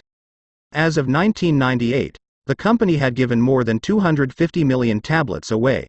George W. Merck says, "We try never to forget that medicine is for the people. It is not for the profits. The profits follow, and if we have remembered that, they have never failed to appear." The lesson to be learned. Simple. Instead of trying to be great, be part of something greater than yourself. 6. Unselfish thinking creates a legacy. Jack Belusic, President and Chief Operating Officer of True North Communications, says, "Learn, earn, return. These are the 3 phases of life. The first third should be devoted to education, the second third to building a career and making a living, and the last third to giving back to others, returning something in gratitude." Each state seems to be a preparation for the next one. If you are successful, it becomes possible for you to leave an inheritance for others.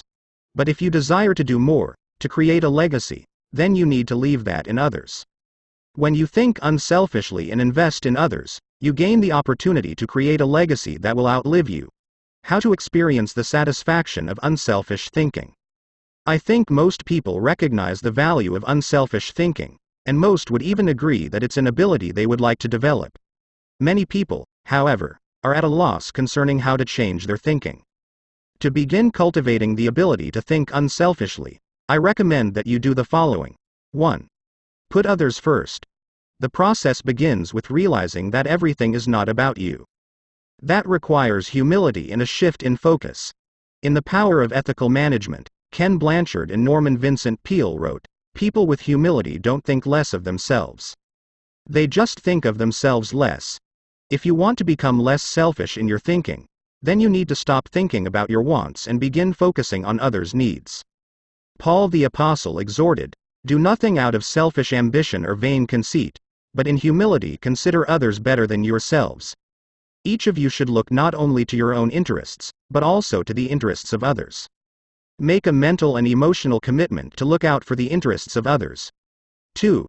Expose yourself to situations where people have needs. It's one thing to believe you are willing to give unselfishly. It's another to actually do it. To make the transition, you need to put yourself in a position where you can see people's needs and do something about it. The kind of giving you do isn't important at first. You can serve at your church, make donations to a food bank, volunteer professional services, or give to a charitable organization. The point is to learn how to give and to cultivate the habit of thinking like a giver. 3. Give quietly or anonymously. Once you have learned to give of yourself, then the next step is to learn to give when you cannot receive anything in return. It's almost always easier to give when you receive recognition for it than it is when no one is likely to know about it. The people who give in order to receive a lot of fanfare, however, have already received any reward they will get. There are spiritual, mental, and emotional benefits that come only to those who give anonymously. If you've never done it before, try it. 4. Invest in people intentionally. The highest level of unselfish thinking comes when you give of yourself to another person for that person's personal development or well-being. If you're married or a parent, you know this from personal experience. What does your spouse value most highly? Money in the bank or your time freely given? What would small children really rather have from you? A toy or your undivided attention? The people who love you would rather have you than what you can give them. If you want to become the kind of person who invests in people, then consider others and their journey so that you can collaborate with them. Each relationship is like a partnership created for mutual benefit. As you go into any relationship, think about how you can invest in the other person so that it becomes a win-win situation. Here is how relationships most often play out. I win, you lose. I win only once. You win, I lose. You win only once. We both win. We win many times. We both lose. Goodbye, partnership. The best relationships are win-win. Why don't more people go into relationships with that attitude? I'll tell you why. Most people want to make sure that they win first. Unselfish thinkers, on the other hand, go into a relationship and make sure that the other person wins first. And that makes all the difference. 5. Continually check your motives. François de la Rochefoucauld said, "What seems to be generosity is often no more than disguised ambition, which overlooks a small interest in order to secure a great one." The hardest thing for most people is fighting their natural tendency to put themselves first. That's why it's important to continually examine your motives to make sure you're not sliding backward into selfishness. Do you want to check your motives? Then follow the modeling of Benjamin Franklin. Every day, he asked himself 2 questions. When he got up in the morning, he would ask, "What good am I going to do today?" And before he went to bed, he would ask, "What good have I done today?" If you can answer those questions with selflessness and integrity, you can keep yourself on track. Give while you live. In the fall of 2001, we all witnessed a demonstration of unselfish thinking unlike anything we had seen in the United States for many years. Who can forget the events of September 11, 2001? I had just finished teaching a leadership lesson when my assistant, Linda Eggers, came into the studio to announce the tragic news. Like most Americans, I remained riveted to the television all day and heard the reports of the firefighters and police officers who raced into the World Trade Center towers to help others, never worrying about their own safety. In the days following the tragedy, millions of Americans expressed a great desire to do something that would help the situation. I had the same desire. My company was scheduled to do a training via simulcast on September 15, the Saturday following the tragedy. Our leadership team decided to add a 1.5-hour program titled, America Prays, to the end of the simulcast. In it, my friend Max Lucado wrote and read a prayer, expressing the heart's cry of millions. Franklin Graham prayed for our national leaders. Jim and Shirley Dobson gave advice to parents on how to help their children deal with the event. And Bruce Wilkinson and I asked the simulcast viewers to give financially to the people injured on September 11. Amazingly, they gave $5.9 million, which World Vision graciously agreed to distribute to those in need. Unselfish thinking and giving turned a very dark hour into one of light and hope. Less than 2 weeks after the tragedy, I was able to travel to Ground Zero in New York City. I went to view the site of the destruction, to thank the men and women clearing away the wreckage, and to pray for them. I can't really do justice to what I saw. I've traveled to New York dozens of times. It's one of my favorite places in the world. My wife and I had been up in the towers with our children many times before and have wonderful memories of that area. To look at the place where the buildings had once stood and to see nothing but rubble, dust, and twisted metal, it's simply indescribable. What many Americans didn't realize is that for many months people worked diligently to clean up the site. Many were New York City firefighters and other city workers. Others were volunteers. They worked around the clock, 7 days a week. And when they came across the remains of someone in the rubble, they called for silence and reverently carried them out. Since I am a clergyman, I was asked to wear a clerical collar upon entering the area. As I walked around, many workers saw the collar and asked me to pray for them. It was a humbling privilege. American educator Horace Mann said, "Be ashamed to die until you have won some victory for humanity." According to this standard, New York City's firefighters are certainly prepared for death. The service they perform is often truly heroic. You and I may never be required to lay down our lives for others, as they did. But we can give to others in different ways. We can be unselfish thinkers who put others first and add value to their lives. We can work with them so that they go farther than they thought possible. Thinking question: am I continually considering others and their journey in order to think with maximum collaboration? Chapter 11. Rely on bottom line thinking. There ain't no rules around here. We're trying to accomplish something. Said by Thomas Edison, inventor. How do you figure out the bottom line for your organization, business, department, team, or group? In many businesses, the bottom line is literally the bottom line. Profit determines whether you are succeeding. But dollars should not always be the primary measure of success. Would you measure the ultimate success of your family by how much money you had at the end of the month or year? And if you run a nonprofit or volunteer organization, how would you know whether you were performing at your highest potential? How do you think bottom line in that situation? A nonprofit's bottom line. Frances Hesselbein had to ask herself exactly that question in 1976, when she became the National Executive Director of the Girl Scouts of America. When she first got involved with the Girl Scouts, running the organization was the last thing she expected. She and her husband, John, were partners in Hesselbein Studios, a small family business that filmed television commercials and promotional films. She wrote the scripts and he made the films. In the early 1950s, she was recruited as a volunteer troop leader at the Second Presbyterian Church in Johnstown, Pennsylvania. Even that was unusual, since she had a son and no daughters. But she agreed to do it on a temporary basis. She must have loved it, because she led the troop for 9 years. In time, she became council president and a member of the national board. Then she served as executive director of the Taylor's Rock Girl Scout Council, a full-time paid position. By the time she took the job as CEO of the national organization, the Girl Scouts was in trouble. The organization lacked direction. Teenage girls were losing interest in scouting, and it was becoming increasingly difficult to recruit adult volunteers, especially with greater numbers of women entering the workforce. Meanwhile, the Boy Scouts was considering opening itself to girls. Hesselbein desperately needed to bring the organization back to the bottom line. We kept asking ourselves very simple questions, she says. What is our business? Who is our customer? And what does the customer consider value? If you're the Girl Scouts, IBM, or AT&T, you have to manage for a mission. Hesselbein's focus on mission enabled her to identify the Girl Scouts' bottom line.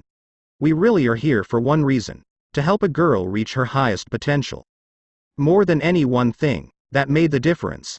Because when you are clear about your mission, corporate goals and operating objectives flow from it. Once she figured out her bottom line, she was able to create a strategy to try to achieve it. She started by reorganizing the national staff. Then she created a planning system to be used by each of the 350 regional councils. And she introduced management training to the organization. Hesselbein didn't restrict herself to changes in leadership and organization. In the 1960s and 70s, the country had changed and so had its girls, but the Girl Scouts hadn't. Hesselbein tackled that issue, too. The organization made its activities more relevant to the current culture, giving greater opportunities for use of computers, for example, rather than hosting a party. She also sought out minority participation, created bilingual materials, and reached out to low-income households. If helping girls reach their highest potential was the group's bottom line, then why not be more aggressive helping girls who traditionally have fewer opportunities? The strategy worked beautifully. Minority participation in the Girl Scouts tripled. In 1990, Hesselbein left the Girl Scouts after making it a first-class organization. She went on to become the founding president and CEO of the Peter F. Drucker Foundation for Nonprofit Management, and now serves as chairman of its board of governors. And in 1998, she was awarded the Presidential Medal of Freedom. President Clinton said of Hesselbein during the ceremony at the White House, "She has shared her remarkable recipe for inclusion and excellence with countless organizations whose bottom line is measured not in dollars, but in changed lives." He couldn't have said it better. Why you should enjoy the return of bottom line thinking. If you're accustomed to thinking of the bottom line only as it relates to financial matters, then you may be missing some things crucial to you and your organization. Instead, think of the bottom line as the end, the takeaway, the desired result. Every activity has its own unique bottom line. If you have a job, your work has a bottom line. If you serve in your church, your activity has a bottom line. So does your effort as a parent, or spouse, if you are one. As you explore the concept of bottom line thinking, recognize that it can help you in many ways. 1. Bottom line thinking provides great clarity. What's the difference between bowling and work? When bowling, it takes only 3 seconds to know how you've done. That's one reason people love sports so much. There's no waiting and no guessing about the outcome. Bottom line thinking makes it possible for you to measure outcomes more quickly and easily. It gives you a benchmark by which to measure activity. It can be used as a focused way of ensuring that all your little activities are purposeful and line up to achieve a larger goal. 2. Bottom line thinking helps you assess every situation. When you know your bottom line, it becomes much easier to know how you're doing in any given area. When Frances Hesselbein began running the Girl Scouts, for example, she may assert everything against the organization's goal of helping a girl reach her highest potential, from the organization's management structure, which she changed from a hierarchy to a hub, down to what badges the girls could earn. There's no better measurement tool than the bottom line. 3. Bottom line thinking helps you make the best decisions. Decisions become much easier when you know your bottom line. When the Girl Scouts were struggling in the 1970s, outside organizations tried to convince its members to become women's rights activists or door-to-door canvassers. But under Hesselbein, it became easy for the Girl Scouts to say no. It knew its bottom line, and it wanted to pursue its goals with focus and fervency. 4. Bottom line thinking generates high morale. When you know the bottom line and you go after it, you greatly increase your odds of winning. And nothing generates high morale like winning. How do you describe sports teams that win the championship? Are company divisions that achieve their goals? Are volunteers who achieve their mission? They're excited. Hitting the target feels exhilarating. And you can hit it only if you know what it is. 5. Bottom line thinking ensures your future. If you want to be successful tomorrow, you need to think bottom line today. That's what Frances Hesselbein did, and she turned the Girl Scouts around. Look at any successful, lasting company, and you'll find leaders who know their bottom line. They make their decisions, allocate their resources, hire their people, and structure their organization to achieve that bottom line. How to enjoy the return of bottom line thinking. It isn't hard to see the value of the bottom line. Most people would agree that bottom line thinking has a high return. But learning how to be a bottom line thinker can be challenging. 1. Identify the real bottom line. The process of bottom line thinking begins with knowing what you're really going after. It can be as lofty as the big picture vision, mission, or purpose of an organization. Or it can be as focused as what you want to accomplish on a particular project. What's important is that you be as specific as possible. If your goal is for something as vague as success, you will have a painfully difficult time trying to harness bottom line thinking to achieve it. The first step is to set aside your wants. Get to the results you're really looking for, the true essence of the goal. Set aside any emotions that may cloud your judgment and remove any politics that may influence your perception. What are you really trying to achieve? When you strip away all the things that don't really matter, what are you compelled to achieve? What must occur? What is acceptable? That is the real bottom line. 2. Make the bottom line the point. Have you ever been in a conversation with someone whose intentions seem other than stated? Sometimes the situation reflects intentional deception. But it can also occur when the person doesn't know his own bottom line. The same thing happens in companies. Sometimes, for example, an idealistically stated mission and the real bottom line don't jibe. Purpose and profits compete. Earlier, I quoted George W. Merck, who stated, "We try never to forget that medicine is for the people. It is not for the profits. The profits follow, and if we have remembered that, they have never failed to appear." He probably made that statement to remind those in his organization that profits serve purpose, they don't compete with it. If making a profit were the real bottom line, and helping people merely provided the means for achieving it, then the company would suffer. Its attention would be divided, and it would neither help people as well as it could nor make as much profit as it desired. 3. Create a strategic plan to achieve the bottom line. Bottom line thinking achieves results. Therefore, it naturally follows that any plans that flow out of such thinking must tie directly to the bottom line, and there can be only one, not two or three. Once the bottom line has been determined, a strategy must be created to achieve it. In organizations, that often means identifying the core elements or functions that must operate properly to achieve the bottom line. This is the leader's responsibility. The important thing is that when the bottom line of each activity is achieved, then the bottom line is achieved. If the sum of the smaller goals doesn't add up to the real bottom line, then either your strategy is flawed or you've not identified your real bottom line. 4.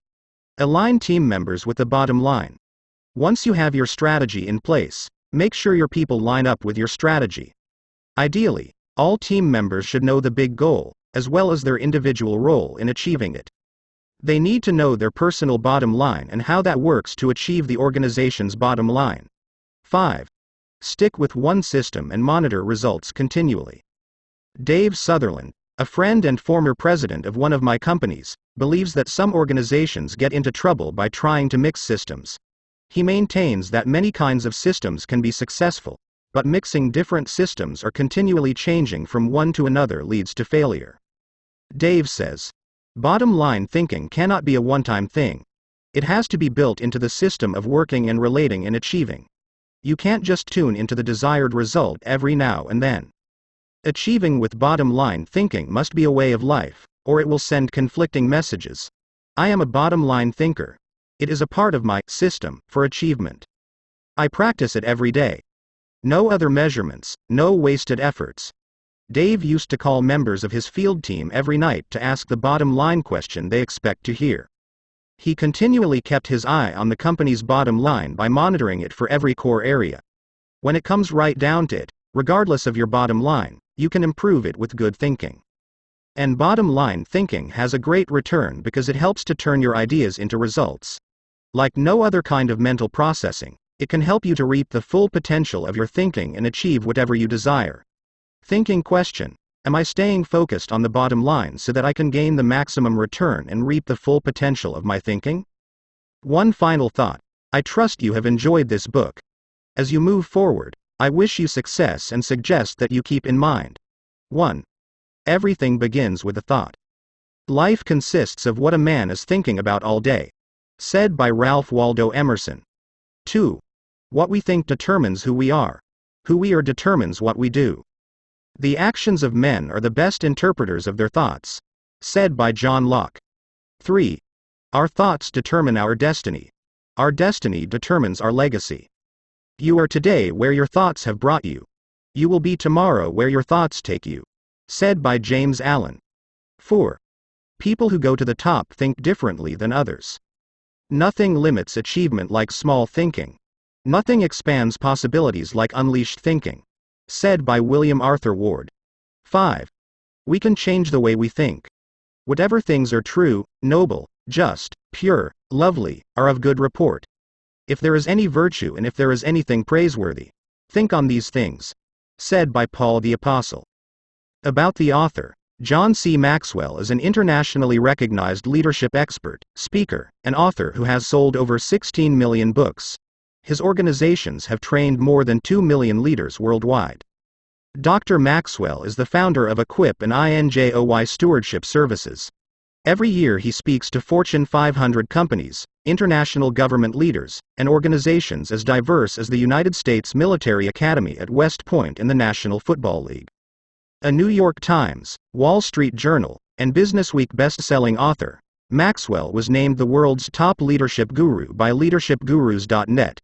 He was also one of only 25 authors and artists named to Amazon.com's 10th Anniversary Hall of Fame.